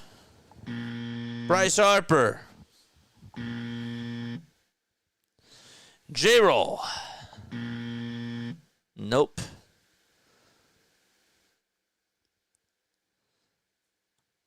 One of them was on that OA team.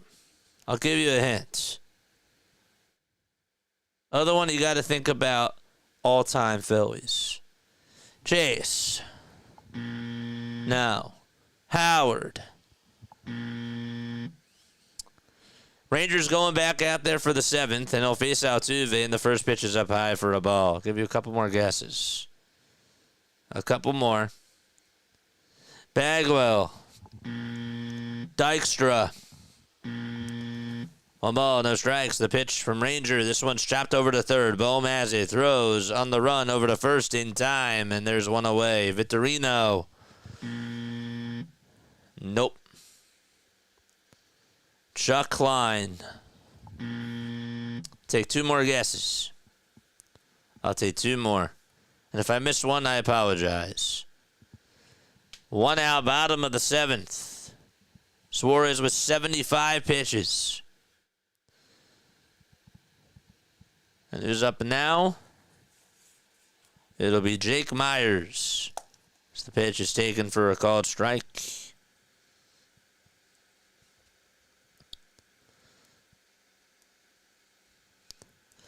Worth. Yes.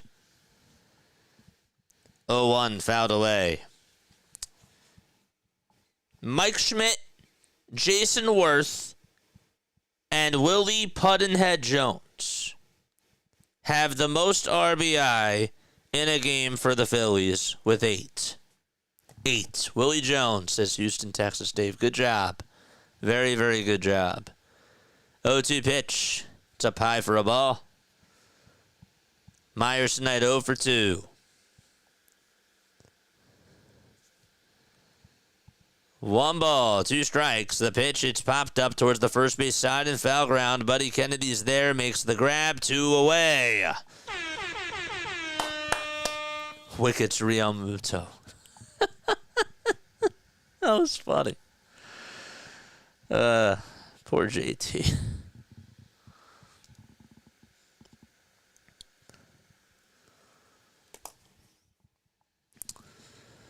Wickets Real Muto. That's not even funny, but it is. Pitch on the way. It's outside for a ball. It's a changeup at 78 miles per hour. Crazy eights. Yep. Juge had 7 RBI in a game. I don't ever remember that. May 2nd of 2012.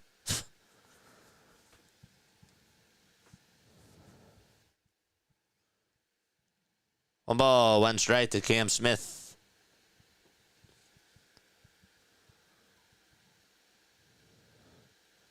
Ten seconds left on the pitch clock.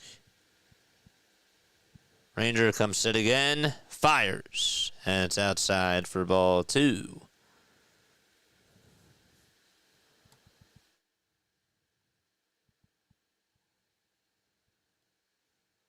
Right now, I don't care about help. I want the Phillies to just take care of business. 2-1, and that's inside for ball 3.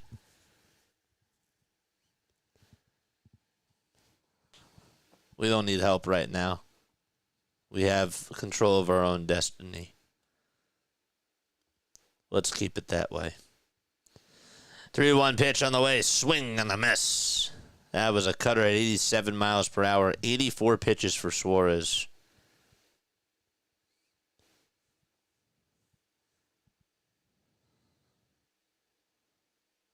3 balls, 2 strikes. Can Ranger get his 8th strikeout? Here's the payoff pitch on the way. Ground ball hit over towards the middle. Sosa slides, throws it over to first. Not in time. It was a bang-bang play, though. And an infield single from Smith.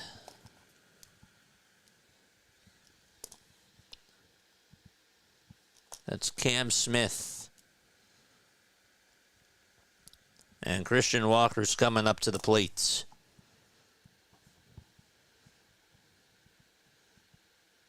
Sosa hustles. Here's Christian Walker, and he takes a changeup at the knees for strike 1.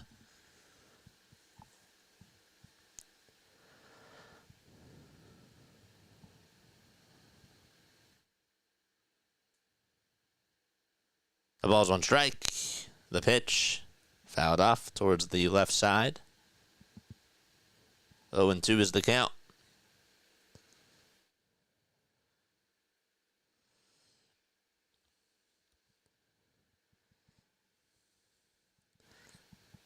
Guys, I need to see some Phillies emotes in the chat. Toss back to first, not in time. Drop a Phillies emote in the chat. You forgot about Milt Thompson? Good hitting coach. And he played for the 93 team too, correct? Suarez with the 0-2 on the way. The Walker. It's popped up. It's hooking foul and goes out of play. Let me know who your favorite Phillies player of all time is down below. Who's your favorite Phillies player of all time? That's easy, JJ, is it?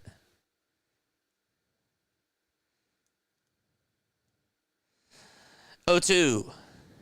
That's up high and away for a ball. Who's your favorite Phillies player of all time?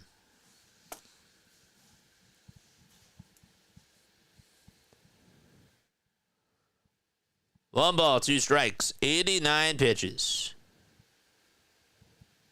1-2 pitch. Outside for ball 2. Juan Samuel. Schmidt. Pete Rose. Chase Utley. Good answers. 2-2 pitch. This one's grounded over to shortstop. Turner has it, flips it over to second, and that's going to end the inning. Rangers Suarez with 7 strong innings. 7 strong shutout innings. 3 hits allowed. And we're heading to the 8th inning. No score in Houston. Larry says tie. Juan Samuel. Gotcha.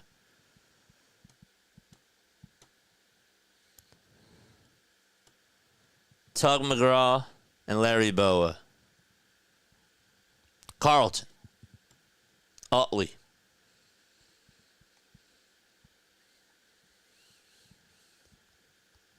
It's a good, diverse. Rangers should sue these bums.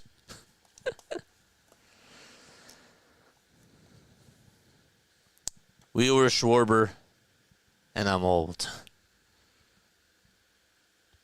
Zach Wheeler, honestly, is one of my favorite Phillies players. Houston, Texas Davis, Brad Lidge. You know who else gets forgotten? Mike Lieberthal.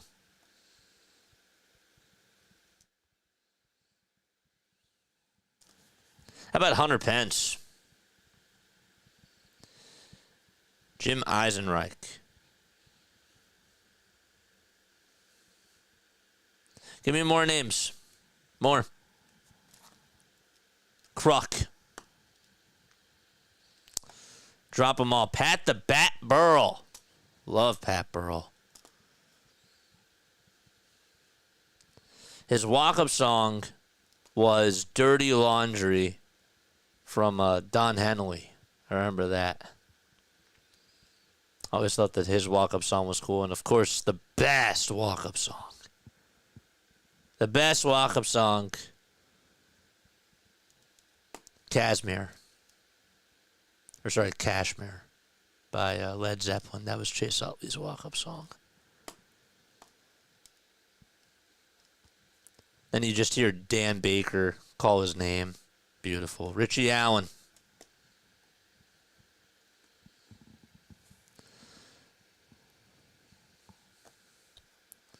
Flying Hawaiian. Beautiful. Here's Bohm as Brian Abreu is pitching. This one's fouled off. Abreu with a 1.83 ERA. Their bullpen is really good. The ball is one strike. The pitch. It's in the dirt for a ball.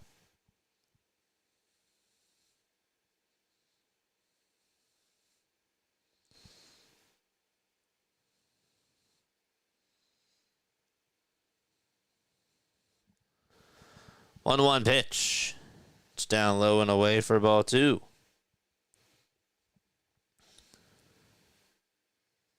Brian is not related to Bobby. No.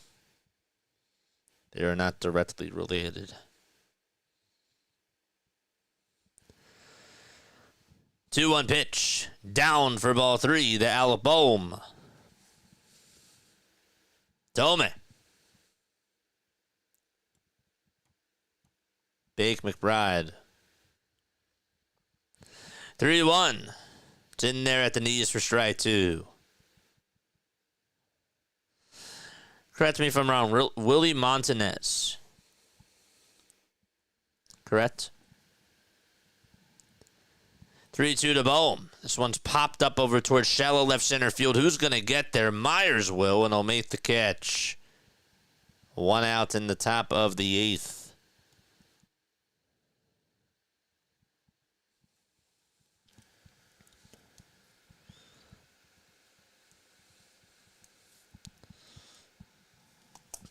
Roy Halladay. Maddox. Bob Boone. Manny Trio.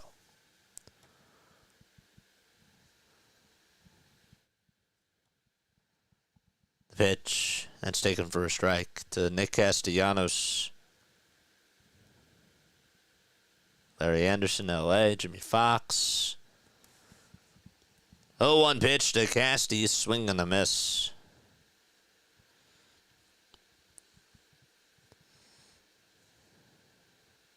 Now, one person said Cliff Lee.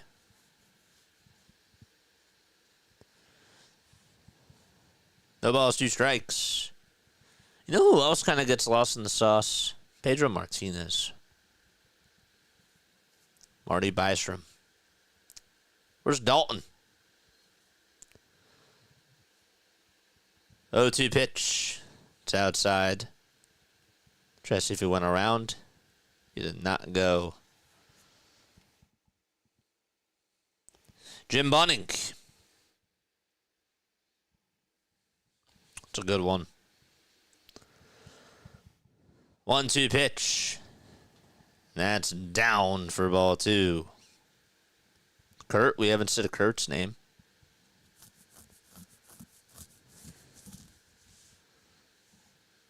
Mickey Morandini.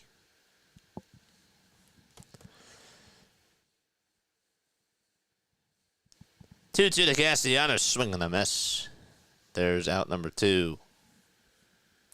We've had so many greats on this team, hard to name them all. And yet, how many World Series have we won? I'm not taking a shot at the team. It's just, even though it sounds like I am.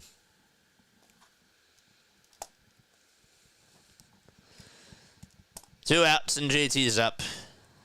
And JT will sky this one out over towards right field. And going over there towards the right side to make the grab is Smith for out number 3. And Rangers going to go back out there for the bottom of the 8th inning. Yes, he is. Let's go, Ranger. W says you're not wrong, JJ. Ugh. Hamels. Good one.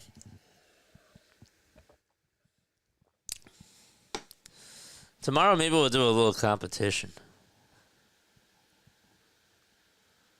Dykstra. Matthews. Gary Matthews. Mitch Williams, we forgive you. You know, he does, like, love this city. And I remember I actually thought he was a good analyst here. He appeared on A2D Radio. He was on, I think, Thursdays with A2D Radio on his YouTube channel, so he was still doing some work. Dallas Green, best Phillies coach. Anything can happen with these Phillies teams. Yeah, can't rule it out. Don't forget to like and subscribe. Robin Roberts.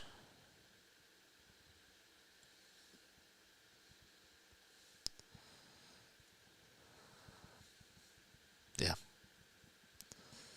Tugger.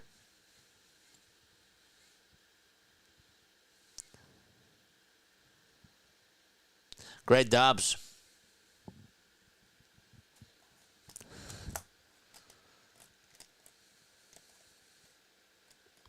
Hector Neris.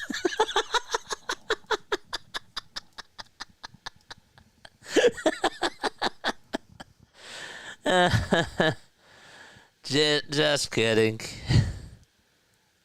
Hectic Hector.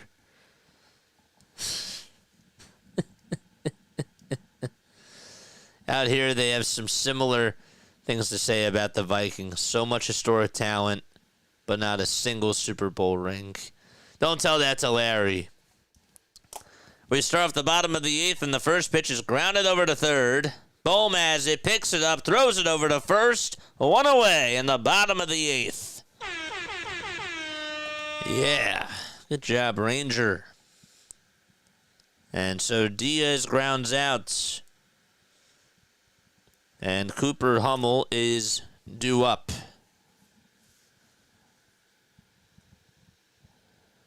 The pitch.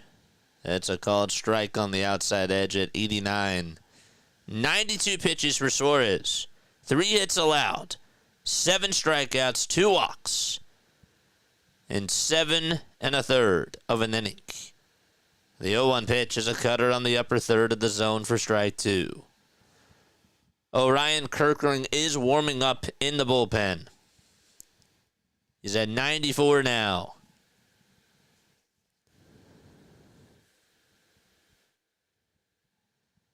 0-2 pitch. That is in the dirt for a ball. I think JJ getting hurt was literally a curse for the Vikings. See, I was looking at the chat and I'm like, wait, I didn't get hurt? And I had to read the full sentence. Silly me.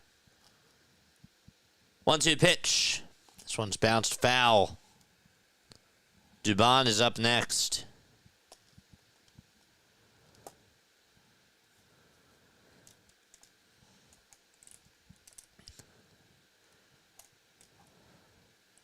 Two more batters is what I'm going to say.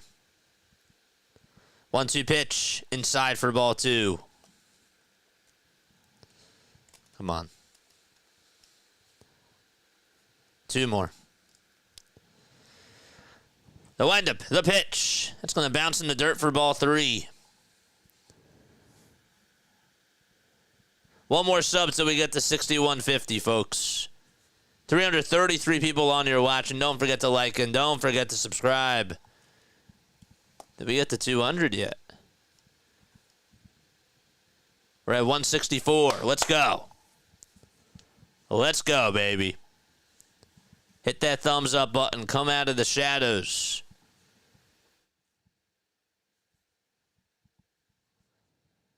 Even if you're an Astros fan, we welcome everybody on here. The payoff pitch on the way. This one's flied out over towards right center field, and that one is gone. Hummel gives the Astros the lead 1-0 in the bottom of the 8th. And it went 390 feet. There goes the lead.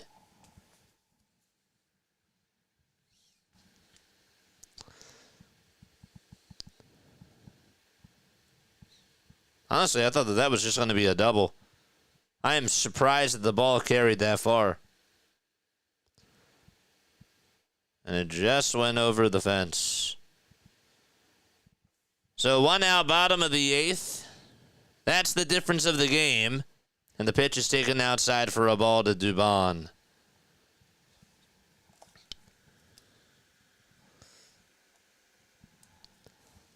One-0 pitch. Popped up over towards the right side of the infield. Sosa is there, makes the catch. 2 away.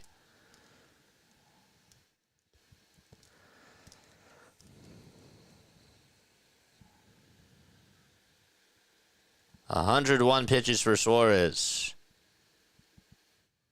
And Rob's going to go out there, and that's going to be it for Ranger. He was awesome today.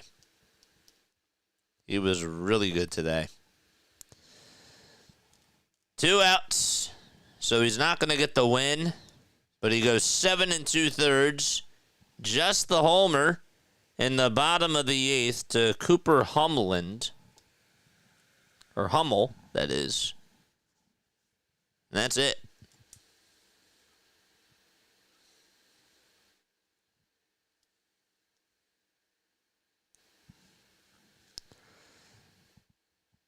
So we'll see who comes on in.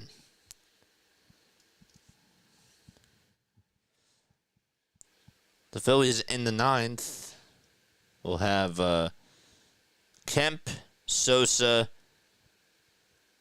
and Buddy Kennedy due up. But you probably expect that if Josh Hader's going to come on in, Phillies are going to unload their lefties. And Rob's going to be like, fire away.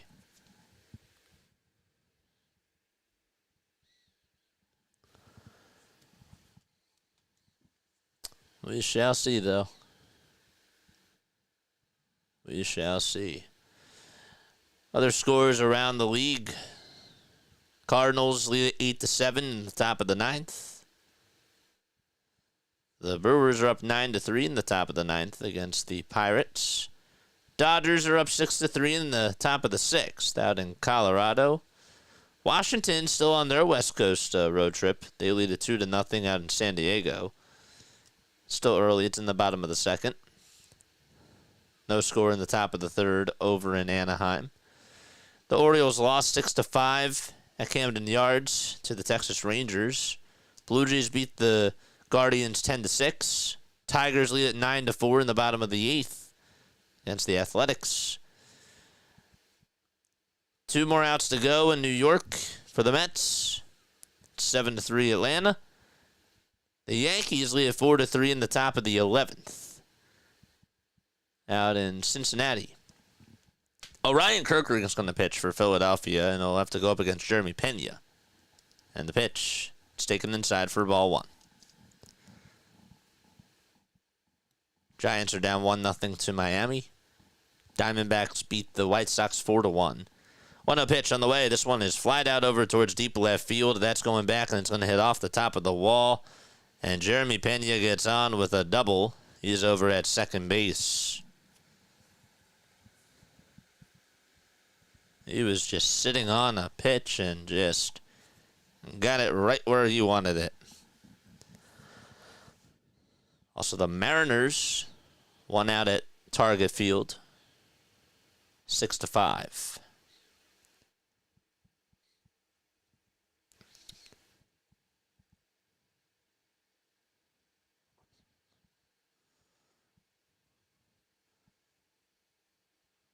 There's a four-seamer thrown at 97 in there for a called strike.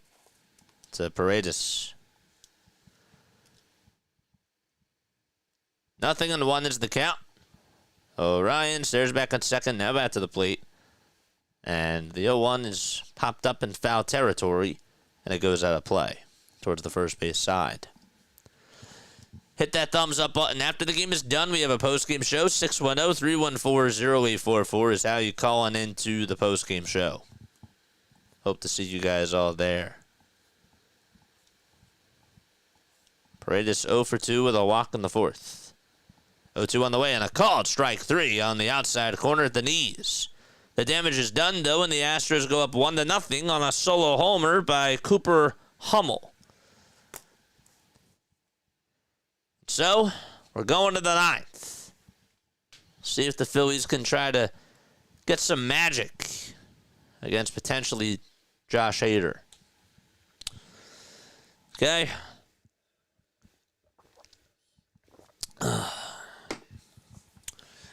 As a baseball fan, this is a good game. Great pitching duel.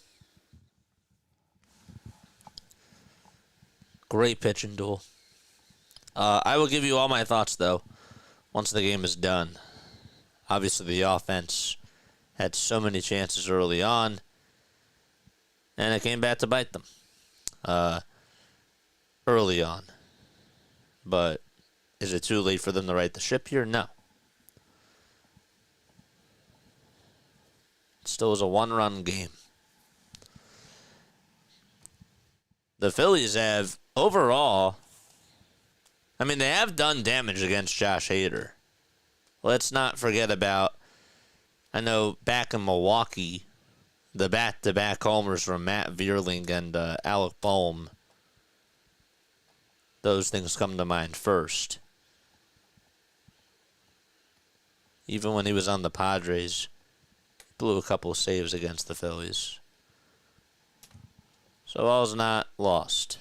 All hope is not gone. All right, hit that thumbs up button and subscribe to the channel. Isn't Josh Hader a lefty? Hader's going to come on in. He is a lefty. I stand corrected. So they're not going to even unload the bench. You're right. Hader's he's from Millersville, Maryland. Has a 1.83 ERA, 19 saves on the season, and a .76 whip. 34 innings of work, 53 strikeouts, 5 homers allowed. Yeah, I just thought about that, and I'm like, well, Bohm and Vierling homered off of him, and they're both righties. Otto Kemp is going to lead it off. First pitch to Otto, swing and a miss on a slider that was low. Hader did give up a run on Sunday against the Angels. 0-1 pitch. That hit him, but he swung at it. It hit him right on the back ankle. Hit that thumbs up button, folks, and subscribe to the channel. 330 people watching. Let's go. No balls, 2 strikes. So you have 187 likes. We got to get to 200. We're 13 away. Let's get to 300. 0-2 to Kemp. High for a ball.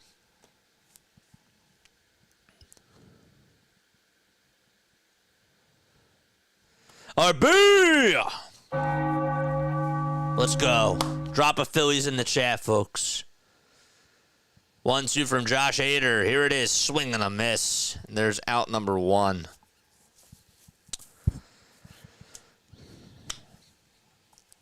Come on. We got a post-game show after this. We're going to break it all down. Drop a fire in the chat for RB. Drop a fire emoji in the chat for Philly Take with RB. That guy just had an awesome NBA Finals run on this channel. Support to the king, man. Pitch to Sosa, swing and a miss. He got a fastball on the outside edge, and he couldn't catch up to it. He's 2 for 3 today with a single and a double. 0-1 to Sosa, excuse me, and it's fouled off.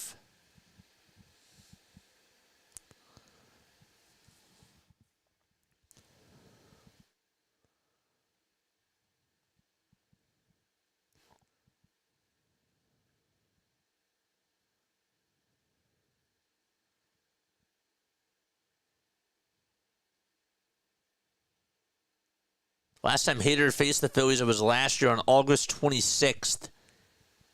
Gave up a run and a walk. 0-2 to Sosa. And it's flied out towards left field, but it's fouled away. Support the grind. Philly Take with RB. Let's go, man. Drop a fire emoji for Philly Take with RB. There we go. I love it. I love it. No balls, 2 strikes. The pitch to Sosa. Did that hit him? It did. It got him, and he's over at first base. Could have had 2 guys on, but let's go. Let's go. Wake up the bats, baby. It's time to spoil Josh Hader's parade. Yeah. Buddy Kennedy is up. Oh, boy.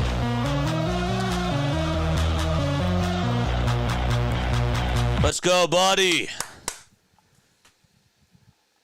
The pitch to Kennedy. Pops this one up over towards the right side of the infield. Walker says he has it. He does. He makes the catch, and there's 2 away. And so it's all up to the 9-hole hitter. Phillies are down to their final out. And it's up to Johan Rojas. Come on. I'm not shocked that he's not pinch hitting. I'm not shocked. Rojas 0 for 3 in this game. The pitch to Johan. He takes it down for a ball. Come on. Let's go. Charge! Come on, get a double in the gap. 1-0 to Rojas. It's outside for ball 2. Yohan tonight 0 for 3. I need like a Speedy Gonzalez emoji for Rojas. Or something. 2-0 pitch to Rojas, fouled back towards the screen. It was a little bit high. He swung at ball 3. Come on, Turner's up next.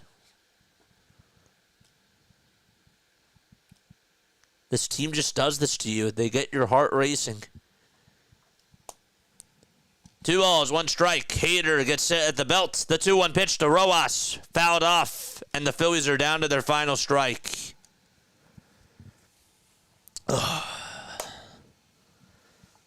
All Astros fans on their feet.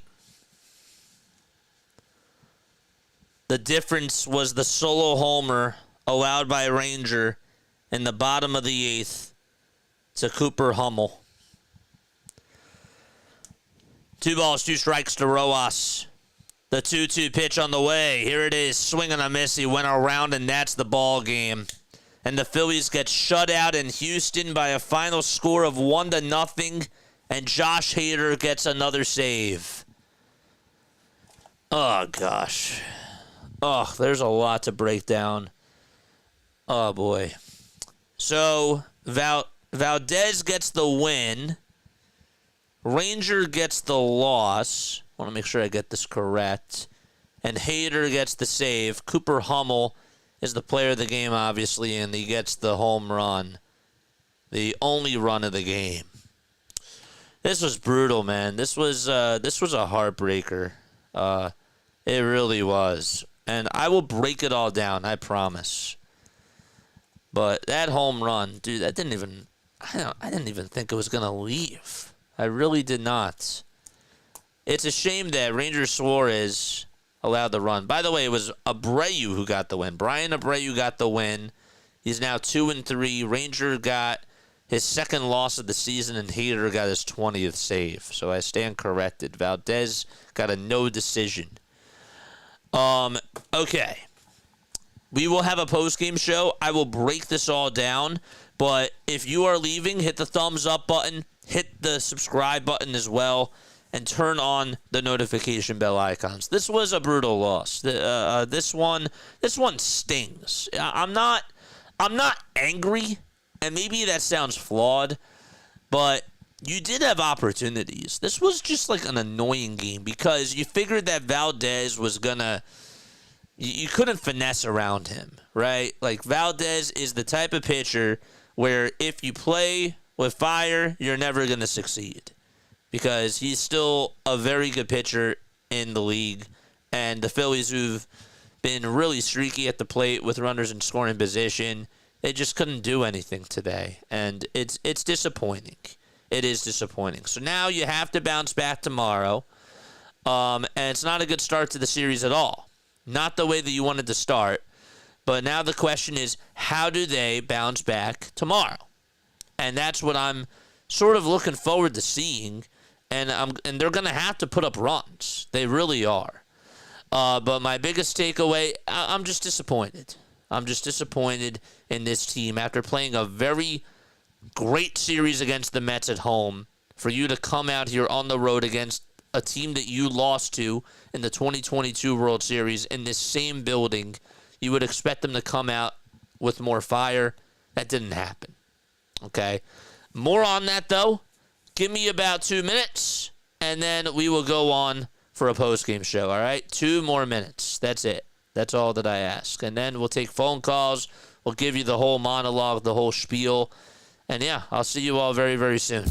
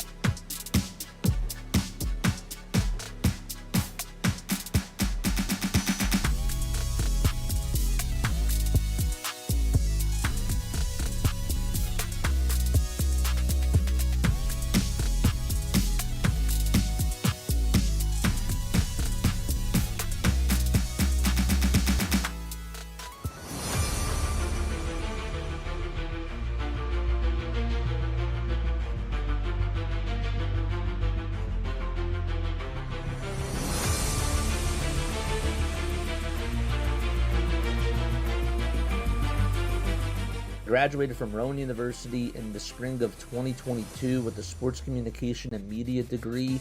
I got to actually call minor league baseball and G League basketball games while I was in school. And then I graduated, and as soon as I graduated, I went to NFL Films in Mount Laurel, New Jersey. And as much as I loved that experience, I miss putting on the headsets. I decided, you know what, talk is cheap. I have a laptop that's in my house, and so 21 months later, here we are, still on YouTube, calling games and building an incredible, loving community on here with the people that I call my Philly freaks with a capital P and a capital H. We go live for every single Phillies, Sixers, and Eagles game, and we do it like old school radio play-by-play style. I'm Jason Joseph, and this is Play-by-Play with JJ. I showed a swung on, barreled out to right field. Bye-bye baseball. That baby is long gone. Tough loss for the Phillies tonight. They got shut out 1-0 by the Houston Astros. We'll break it all down. We have a lot to say for sure. But if you are new to the channel, hit the thumbs up button, hit that subscribe button. Welcome on into the Phillies postgame show with me, JJ. We go on for every single game, and we break down every single game. And yes, I'm sort of speechless because I've been down on this team throughout this whole entire season. Okay, I've been very hard. I wouldn't say I've been down. I've been hard on them because this is it. This is it. And after playing a very good series against the New York Mets, it's just disappointing that Ranger Suarez pitched his butt off today and you had nothing to show for it. That's the thing that kind of irks me a little bit. It's a stinker. Okay, Valdez, let's be real. While Valdez did buckle down in that fourth inning onward, the Phillies let him off the hook early on. And I was afraid. I said during the pregame show that if you were going to win this game, I knew it was going to be a low-scoring game. I did. I knew it was going to be a low-scoring game. But I figured that you were going to have to get runs off of Valdez early. You were going to have to try to get runs in the first or in the second inning. And guess what? They had opportunities. They did. They had those chances. In the first inning, I know that you had 2 outs, but Bohm walks, and Castellanos gets on with a single. And what does JT do on the first pitch? He grounds out to second base. Can't do that there. Second inning comes. This one was annoying to me. This inning right here was a stinger to me because Otto Kemp walks. Sosa gets on with an opposite field single. And you had nobody out. Nobody out. And Buddy Kennedy, who grounded into like so many different types of fielder's choices today. I mean, just like the weirdest fielder's choices. 1-5 and then 5-2. I mean, 5-2, it's still common, but like 1-5, come on. Bad at bat there by Buddy. And then Rojas strikes out. I don't understand the philosophy of why they don't bunt there. I wish I would have understood why that they didn't do that. Because I thought that was the time to play small ball. Somebody said it's too early to do that. It's never too early to do that. No, not especially against this Astros team, where sometimes it just takes that. It just takes that one run to equate to 5 runs or whatever it is. When you go out in front and you take charge, that does put a little bit of pressure off of you. A little bit. Especially when you have Ranger out there on the mound who's been just pitching really, really well. So I question why they didn't do that there. And even after Buddy grounded out into that fielder's choice, I still don't get why Rojas didn't bunt. I don't understand that. Because even if there's 2 outs and there's 2 runners in scoring position, it's somewhat productive. It is. Try to get 2 runners in scoring position, and maybe he beats out the bunt. Or maybe he beats out the single. I don't know. But I just thought that was a flawed mentality tonight, and that was not. They really did not execute well at all. Kyle Schwarber walks in the third inning. Bohm strikes out, and then Castellanos grounds on into a 6-4-3 double play. Again, like, you had the base runners, and then you just couldn't do anything else really from there. The fourth inning, I know that Sosa had the 2-out double. It was a good hit. You weren't going to drive him in with Buddy Kennedy. Your 8 and 9 hitters today were bad. To be completely honest with you, I know it's a small sample size here, but I think Wes Wilson is a better hitter than Buddy Kennedy. That's just me. That's just me. I'm not telling you that Wes Wilson is this all-star player. Of course not. No. But I would rather take Wes Wilson over Buddy Kennedy. Just as a bat. But it stings. This one hurts. This one feels numbing because, again, you have the trauma factor of the 2022 World Series. You're coming on into their building. Yes, there's no Yordan Alvarez, but there were just so many chances. And for Ranger to just not get any run support at all, it's sad.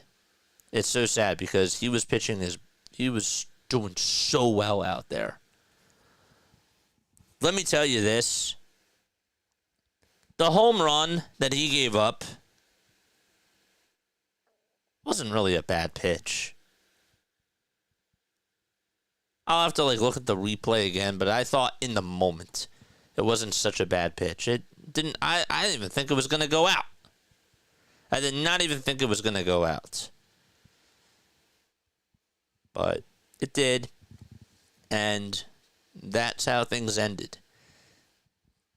My favorite stat? What's my favorite stat, chat? What is my favorite stat? Y'all know it. Y'all know it. 0 for 7. 0 for 7.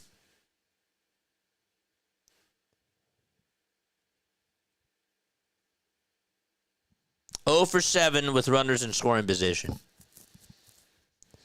9 guys left on base, but 0 for 7 with runners in scoring position is what really bothers me. Buddy 0 for 2. Rojas and Buddy were 0 for 4 with runners in scoring position. Again, that's not a stat. Yes, it is a stat, but it's eye-popping because it's an eye test stat, as I like to call it. That tells me everything I need to know about the game. You had so many opportunities. If you were to just not even watch the game and you just looked at that box score, you're like, well, no wonder why that they lost. Makes a lot of sense, correct? Sosa was the only guy who had 2 hits for you today, and everybody else really didn't have a good day. It's really a shame. I was fine with Rob taking out Ranger when he did. I was fine with it in the moment. But Ranger didn't lose you this game. If anything, the offense, lack of run support, that didn't help. I know that he gave up the homer, and I know that he would like to have it back. Sure. You can look at it that way. But the way that I look at it is that he went 7 strong innings of work and just let one. I mean, it was a good hit. And that was it. That was your game. But yeah, I'm not gonna get angry. I'm not gonna get mad. I'm not gonna break the table. I'm not gonna slam the slam the hands down. Not going to do that tonight because all I care about is if they take the series. Not a good start. Doesn't mean that they can't bounce back tomorrow. Doesn't mean that they can't bounce back tomorrow. We'll see how that goes. But yeah, annoying. That's the word that I would use to describe this game. Drop one word in the chat, folks, that you would use to describe this game today. How would you describe this? Aggravating? Embarrassing? You could say embarrassing. You could say embarrassing for the first 3 innings because you had chances. And Valdez then locked in after that 3rd inning. David says it was boring, impotent. That's a good word. I like that a lot. Larry's just sad. Yeah. Tomorrow is game 2. Tomorrow you got Wheeler going up against Colton Gordon. You should win that game. You should win that game. There's no reason why you shouldn't win that game. Tonight's game, I thought was a toss-up. Tomorrow, you should bounce back. You don't bounce back against Colton Gordon tomorrow. That's not good. Not good. So, but yeah, I thought that coaching did a bad job today. Somebody has to explain to me why they didn't bunt in that 2nd inning. Doesn't make sense to me. But yeah, what stood out to you? Again, calling into the show, 610-314-0844. You can call in. And yeah, I would love to hear your thoughts. I'll also read some text messages as we wait for the phones to buzz. Okay. Jack says, I feel bad for Ranger and the rest of the starters playing with these. I'm not going to call them that, but I understand what you're saying. Yeah. I know. He pitched his butt off today. No doubt about it. Yo, what's going on? You're on play-by-play with JJ. What's good? Hey. Can you hear me? What's good? Everything's good. Except for tonight's game. Yeah, talk to me about it, man. Hey, tough loss. We'll win tomorrow. I think tomorrow we bounce back, but when I look back at tonight, and here's what I want to ask you.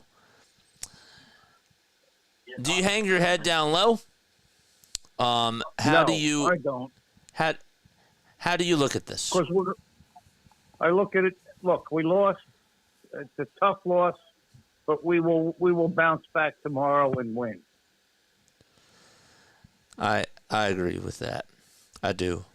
Ranger looked really good out there on the bump today. How did you think that he did? I thought he was great. I really did. It's going to be it's going to be tough to say goodbye to him if the Phillies get rid of him at the deadline. Well, I hope they don't. I know. It's starting to get a little bit tougher. I don't know what they're going to do. And honestly, if there's a bright spot, at least the Mets lost. That's so true. That's so true. All right, well, man, I appreciate you so much for calling. I really do. Hey, thank you so much for calling on in. Calling from Richmond, Virginia. Yes, sir. Take care. You All too. right. You too. Take it easy. Bye-bye. Had to give my man a little shout out. Again, if you guys want to call in 610-314-0844. What's going through your mind? Okay, what are you guys thinking right now? Are you angry? Are you mad? Are you just like, it is what it is. Win the series. That's really where my mind is right now, and I just... Unknown caller. Whoops. And she hung up. Of course they hung up. Houston, Texas. Dave says, good game. Philly take with RB, said hit the like button. What's up, dude? 205 likes, baby. Let's go. This feels like it was a dumb loss, says Larry. You had your chances. You did. There were a lot of opportunities early on, and the only way that you were going to get runs off of Valdez was early in the game. One pitch that I wanted to go back to, and the other thing that actually I'm a little bit all over the place. I didn't talk about this. But Walker had a bad air. Couldn't get a run there. And he also couldn't get a run when Paredes had in there. 2 mistakes. And he let him off the hook. What is going on? You're on play-by-play with JJ. Hey, what's up, buddy? How are you? Good. I can't believe it. They lose. I can't believe it. I can't believe it either. Can you believe it? Can you believe it? I couldn't Wait, believe. let me tell you something. Yeah, go. Let me tell you something. They went against the Mets. Oh, but what happened here? They lose to the Astros at Ashland Stadium. I know. My frustration is moves to be made now. Too many AAA guys on the team. Too many unathletic players who can't score from first on a double. I'm listening. Go for it. Like, what I'm saying is, like, every time I thought they win against the Mets, when they play each other in the World Series, the Astros beat the Phillies. Like, doesn't make sense for them to lose at Astros. If they play against the Phillies at Phillies Stadium, maybe they might have a chance of winning. But what happened here? They lose by 1-0. Like, I can see a prediction of a one game there. You know, I processed everything that you just said, and I didn't really let that sink in. You lost in this building. How could you just come up empty the way that you did tonight? That is embarrassing. But like, you lose to the Astros, like, okay, yeah, maybe I could say like game 1 a loss, but now game 2 tomorrow, like, I really hope they can bounce back after this horribly bouncing loser streak. I mean, they came back to first place, and now they're already starting with their losing streak. Okay, now that's just bullshit. That's just bull. It is. Like, now you put yourself in the position where you have to try to tie the series tomorrow. And sure, Zach Wheeler's out there on the mound, and obviously I trust Zach Wheeler. Like, that's great. But then you got to win Wednesday or Thursday. Yes, Thursday. But here's what the problem is: if they lose, because let me tell you something. Every time the Phillies play, there's a team who's really good. They never win against them at all. They never win against the Astros in my entire life. I know. It's sad. It's sad, man. Yeah. I mean, if Aaron Nola played, maybe I could see a chance of them, but he has not been playing because they don't play Harper, so that's why they're kind of losing. Right. That is true. Kind of like having if Harper comes back, they're saying I watch baseball all the time. I watch the broadcast. They said that Harper might come back Wednesday, I think, or tomorrow. I hope so, because they could really use him back in this lineup. I mean, it would absolutely help. Not saying that they haven't been playing great without him, because they have, but it's just always helpful when you have another bat in there. So when you have another person, you have a chance of winning, absolutely. no matter what. Absolutely, man. If Dude, you have someone, go for it. If you have what? Oh no. Keep going. I'm sorry, I didn't mean to cut you off. That's okay. If you have another person, then you'll lose. But if you have one other person, then you might have another chance. That's right. If you had, I mean, yeah, I mean, is Schwarber going to play tomorrow? I think Schwarber is playing tomorrow. Yeah. Yeah, he's going to have to play tomorrow. I think just trade him. He's not doing very well this year. Trade him. Kyle Trade him Schwarber? for somebody. Trade him for Shohei Ohtani. Wow. If it's really I'm just kidding. No, I'm just I kidding. know you are. I know you are. But you made me laugh. I like Schwarber. Yeah. Yeah, I was just making a joke. Ha ha, baby. You But got yeah, I me. was like, is it what? I can't believe it. The Orioles lose to the Rangers right now. Are you serious right now? I know. Very disappointing. I wanted them to win at home. But what do they do against the Rangers? They lose. Oh, just like what happened at the World Series against them. They played each other at Rangers, and they still lose. Like, oh, my God. I hope the Phillies win the World Series this year. I really hope they do. Me too, What do man. you think? What's your prediction? What's your prediction? I hope that they can make it back there. I don't know where I see this team right now. I'm just going along with the ride. I really am. But dude, Wait, what's your name? What's your name again, man? Alex. Alex, dude, I Yeah. love it when you call into the show. I love the fire that you bring. You are awesome, man. We called on Sunday night. Me and my brother we both called you guys. You guys are awesome. All right, Yeah, I have to keep the line moving, but I will talk to you soon, okay? Call back tomorrow. How long are you gonna be for the live stream for? I don't know. It depends on how many other people calling in. I just got to keep the line going because I got to get other people to call in, and I got to read some other messages. But call back tomorrow, my man. All right? Yeah, good job. I love you, dude. I love you, Alex. Take it easy. Yep. All right, Take it bye-bye. easy. Ciao. Bye-bye. Shout out to Alex, man. Shout out to Alex, dude. That was awesome. What else do we have in the chat? I mean, look, like, you brought up some really good points.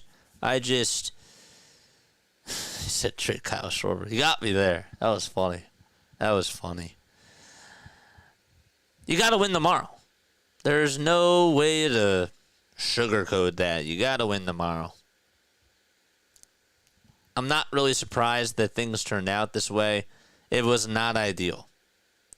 It sort of stings. That's the best way that I can put it. So,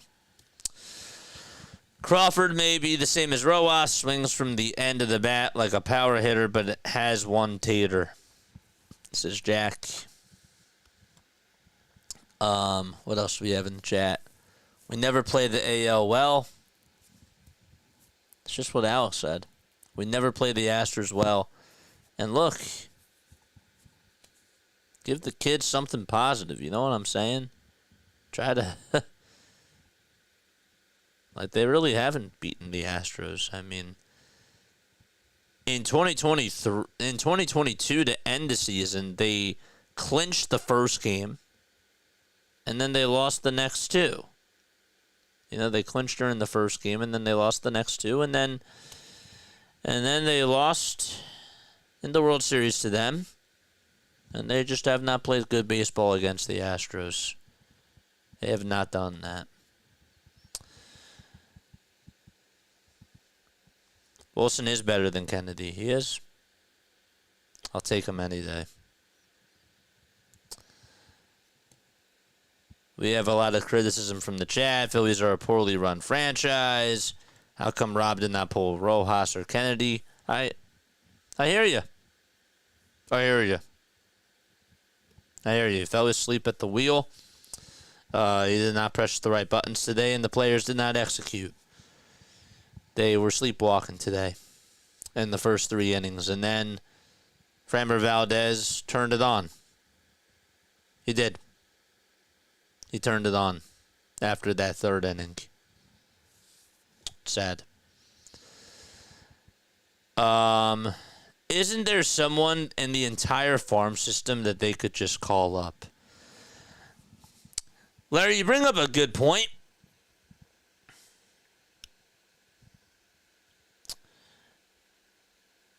My thing is,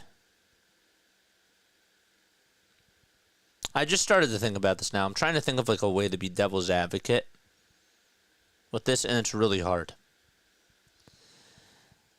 The thing that you have to understand, though, is that if you call somebody up, right, you have to kind of treat it like Mick Abel, right? Like people were saying, well, Mick Abel had a very bad outing against the Mets, you know, and they're putting him on the same pedestal as Zach Wheeler, and that's wrong.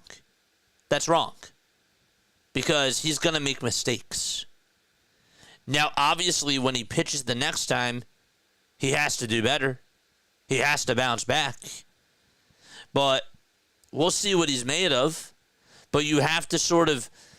It's not like we're comparing apples to apples with Justin Crawford and, I don't know, like Johan Rojas, because Rojas has the major league experience and Crawford's now a baby. So now we have to sort of give them the rookie treatment. You know what I'm saying? I hope that makes sense. I'm not saying that I wouldn't do it, because I would. But you just have to bear in mind that when they come up, if they struggle at first, you have to remember that they're a rookie and they're coming up to a contender. It's not like they're being called up and that there's no pressure on them. There's a lot of pressure. There would be a lot of pressure on Justin Crawford if he was called up tomorrow. So you just have to bear that in mind. That's all I'm saying. And I'm not saying you. I'm just saying everybody that's saying call up Crawford. And I've been saying that too, but I've been thinking about that throughout the entire time. Because it's not just going to be, you know, love at first sight, or it's not going to be perfect. And even if it is, because I can't rule anything out, he's going to go through some growing pains. He's going to go through like a little wall. And you have to remember that even though this team is a contender, this guy's a rookie. So, what else do we have? Disappointing, impotent, futile. Use two words. Use sad and futile.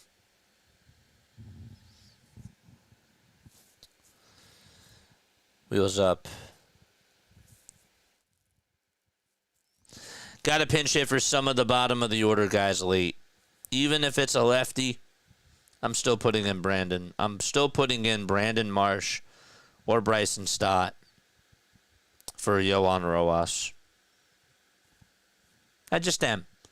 And that may not have gotten the job done. But who knows? Who the heck knows?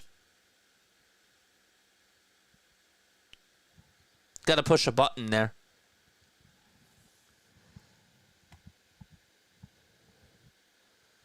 Missed opportunity, but we just need to string some wins. We've been playing better baseball. Like, I don't want us to just lose sight of just this one game. It's disappointing. It stings. It is sad. But now, I'm getting ready to turn the page and I'm ready to focus on tomorrow. But I also do have to, I don't want to melt in this. I don't want to marinate in this and just feel sad because they've been playing better.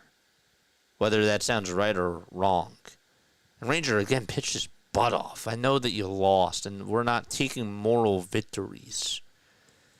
I get it. But I've just been so negative on this team.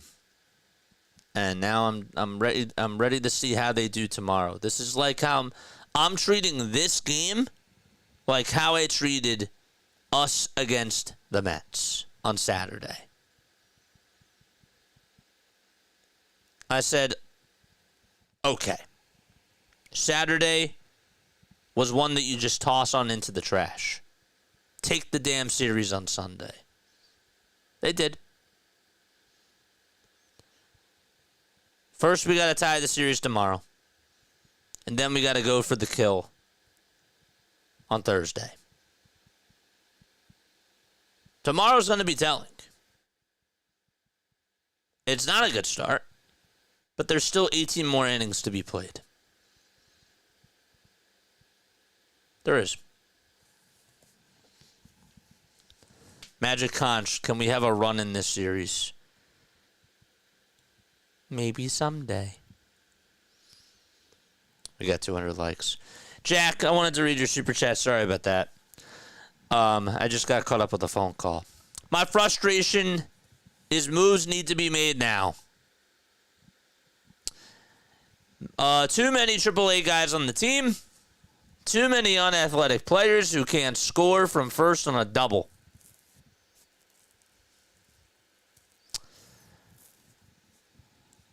And don't forget about the bullpen. I know that the bullpen wasn't a factor tonight, but you know what? If you had a reliable bullpen, maybe Ranger doesn't go that deep tonight. You needed Ranger to pitch the way that he did because you had nobody else.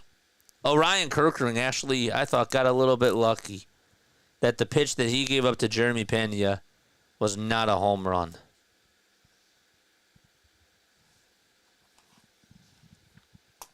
But yeah, you're right. Can't disagree with you. I co-sign on that. They're winning. But you still... We're getting impatient. Correct. Winning games but not sure they are playing well. Well, they're playing better. They're playing better. Like you have to understand too, they weren't competing. They weren't competing. Now tonight you can say that the offense didn't compete fair. In the first 3 innings, fair. Really, it was throughout the whole 9 innings. Okay. Whatever. The offense was not competing tonight. But, I mean, like, they put up 10 runs against the Mets on Friday. Like, they put up 11 runs or whatever it was on Sunday against the Mets. 7 runs. Okay. They put up... Yeah. So, it's not consistent, and that's the issue. And you're right that they need another center fielder. They need more athletic guys, that they could use some more help in the bullpen. But with that being said, let's call it what it is too. They are winning games. They are. And their starting pitching has been a huge reason as to why. You still need help. I'm not disagreeing with you there. I agree with what you're saying. But I can't ignore that they're playing better.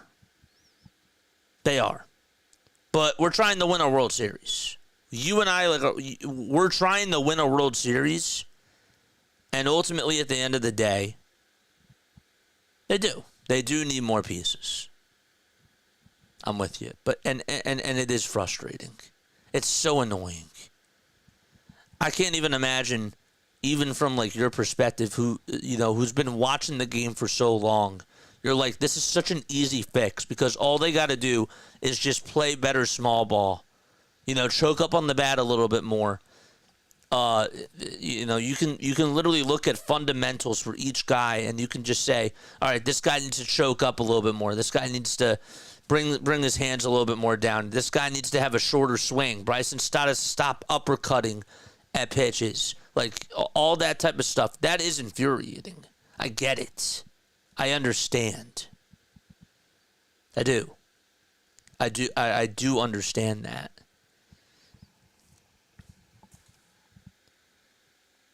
I hope that stuff gets fixed. And probably it's not. But, yeah.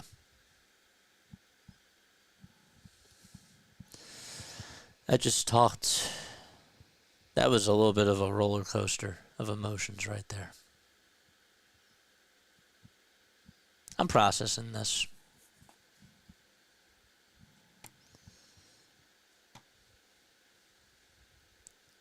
It is unacceptable. Letting the game end with Rojas in the batter's box, that is unacceptable. I don't care if it's righty versus lefty.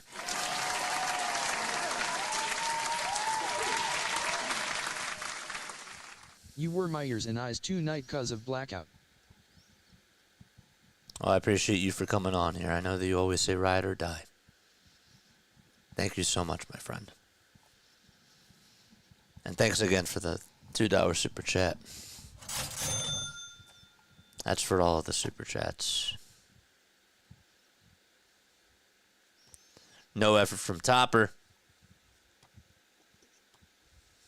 A future JJ in training on the postgame show. Must have a long distance a plan. Long distance pal. Got a text message that I'd like to read. Right here. This is from Topper. This is from Topper. No. This is from Chris in Utah. There we go. I can't wait for Rob Thompson to be gone, he says. I don't see him staying as manager if we lose in the playoffs again.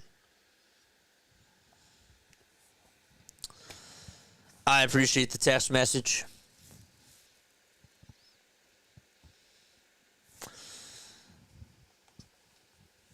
We'll get to that once we get there. I have not been happy with Rob. I feel like a broken record for saying this. I've not been happy with Topper this year. I've been a little bit, a smidge bit happier. I was happy with him in the last game, but it was like 45% happy. I wasn't even at 50. It's been tough for Topper this year. Over the last 2 years. Some would say over his whole tenure he's been annoying. But for me, it's been the last 2 years. Ever since the NLCS Game 3. There's still scars. JJ's still at it, says Ryzen Rhino. Yep. We take phone calls, man. And we do these post-game shows because we do it for you. And we love to hear from the people. I love hearing from you guys. I love the back and forth talk. We could go at it all night with this. I don't have all night, but...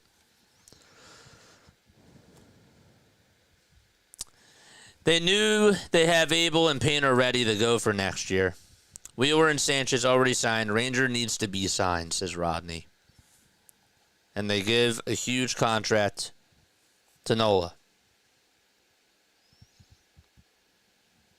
They have another text message from somebody in Collingswood. It says Rob sucks. Yeah, it's been bad this year. 610-314-0844 is how you calling into the show. If you guys want to, we'll take maybe one more phone call. If you guys want to call in, you can. Oh yeah. Dollar. Thanks for the dono, Jack. Jack is awesome, man. He really is. I have a lot of respect for you.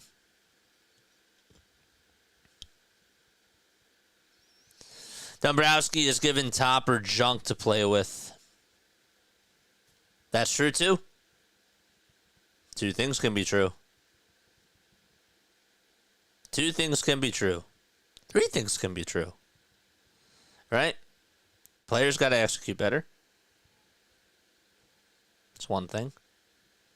The coaching staff doesn't do a great job with bunting and with situational hitting and with fundamentals, period.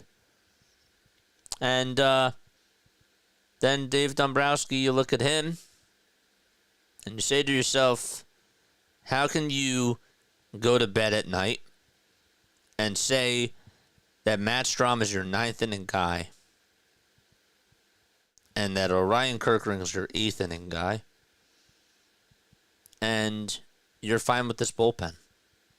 And not only are you fine with this bullpen, but you're totally okay with this outfield. You're fine with having these guys that just I just thought about it right now.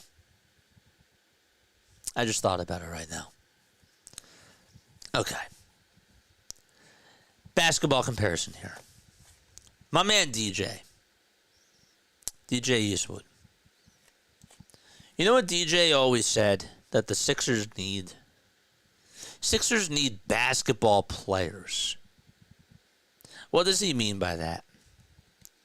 Guys that can dribble and put the ball into the damn hoop. You know what the Phillies need? They need baseball players. They need baseball players.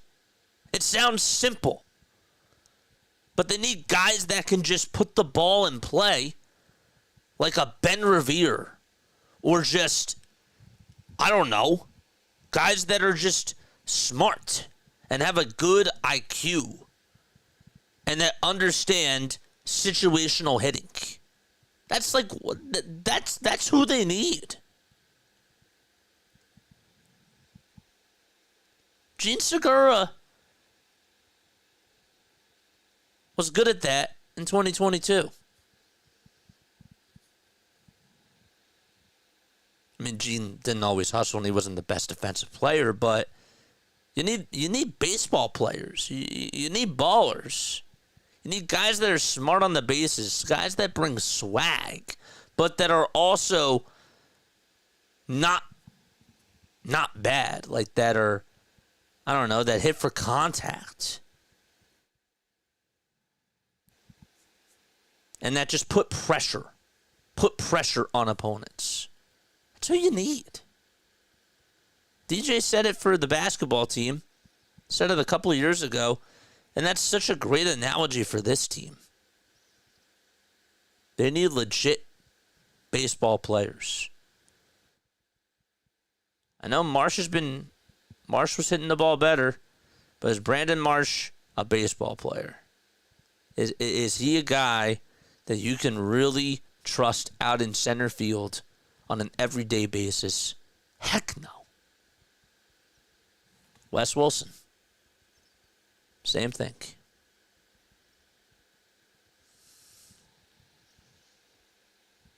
Rojas. Not on this team. Not Buddy Kennedy.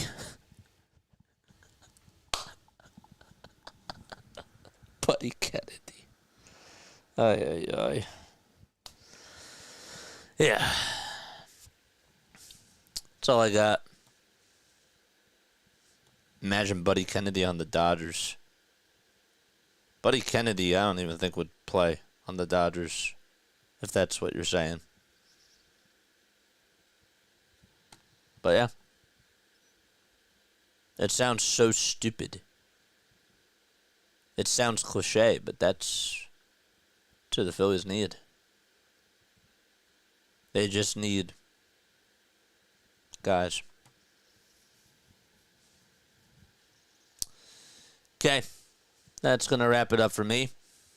I'm done. I'm gonna be signing on. I'm gonna be signing off. I don't have Fitzy's stream up. If you guys want to post the link down below, you can. We can go redirect to him. But I'm gonna sign off. All right. If you want to go redirect to Thomas Fitzpatrick, I actually am gonna go see him. I just can't find the link right now. I didn't post a redirect link in the chat tonight because I've just been really busy. I've been very busy today. And I forgot. But yeah, there's his link. Go say hi to Fitzy. Alright? Go say hi. And I will catch you all on the next one. See you tomorrow night. All right? Let's bounce back. Let's bounce back. Go Phils.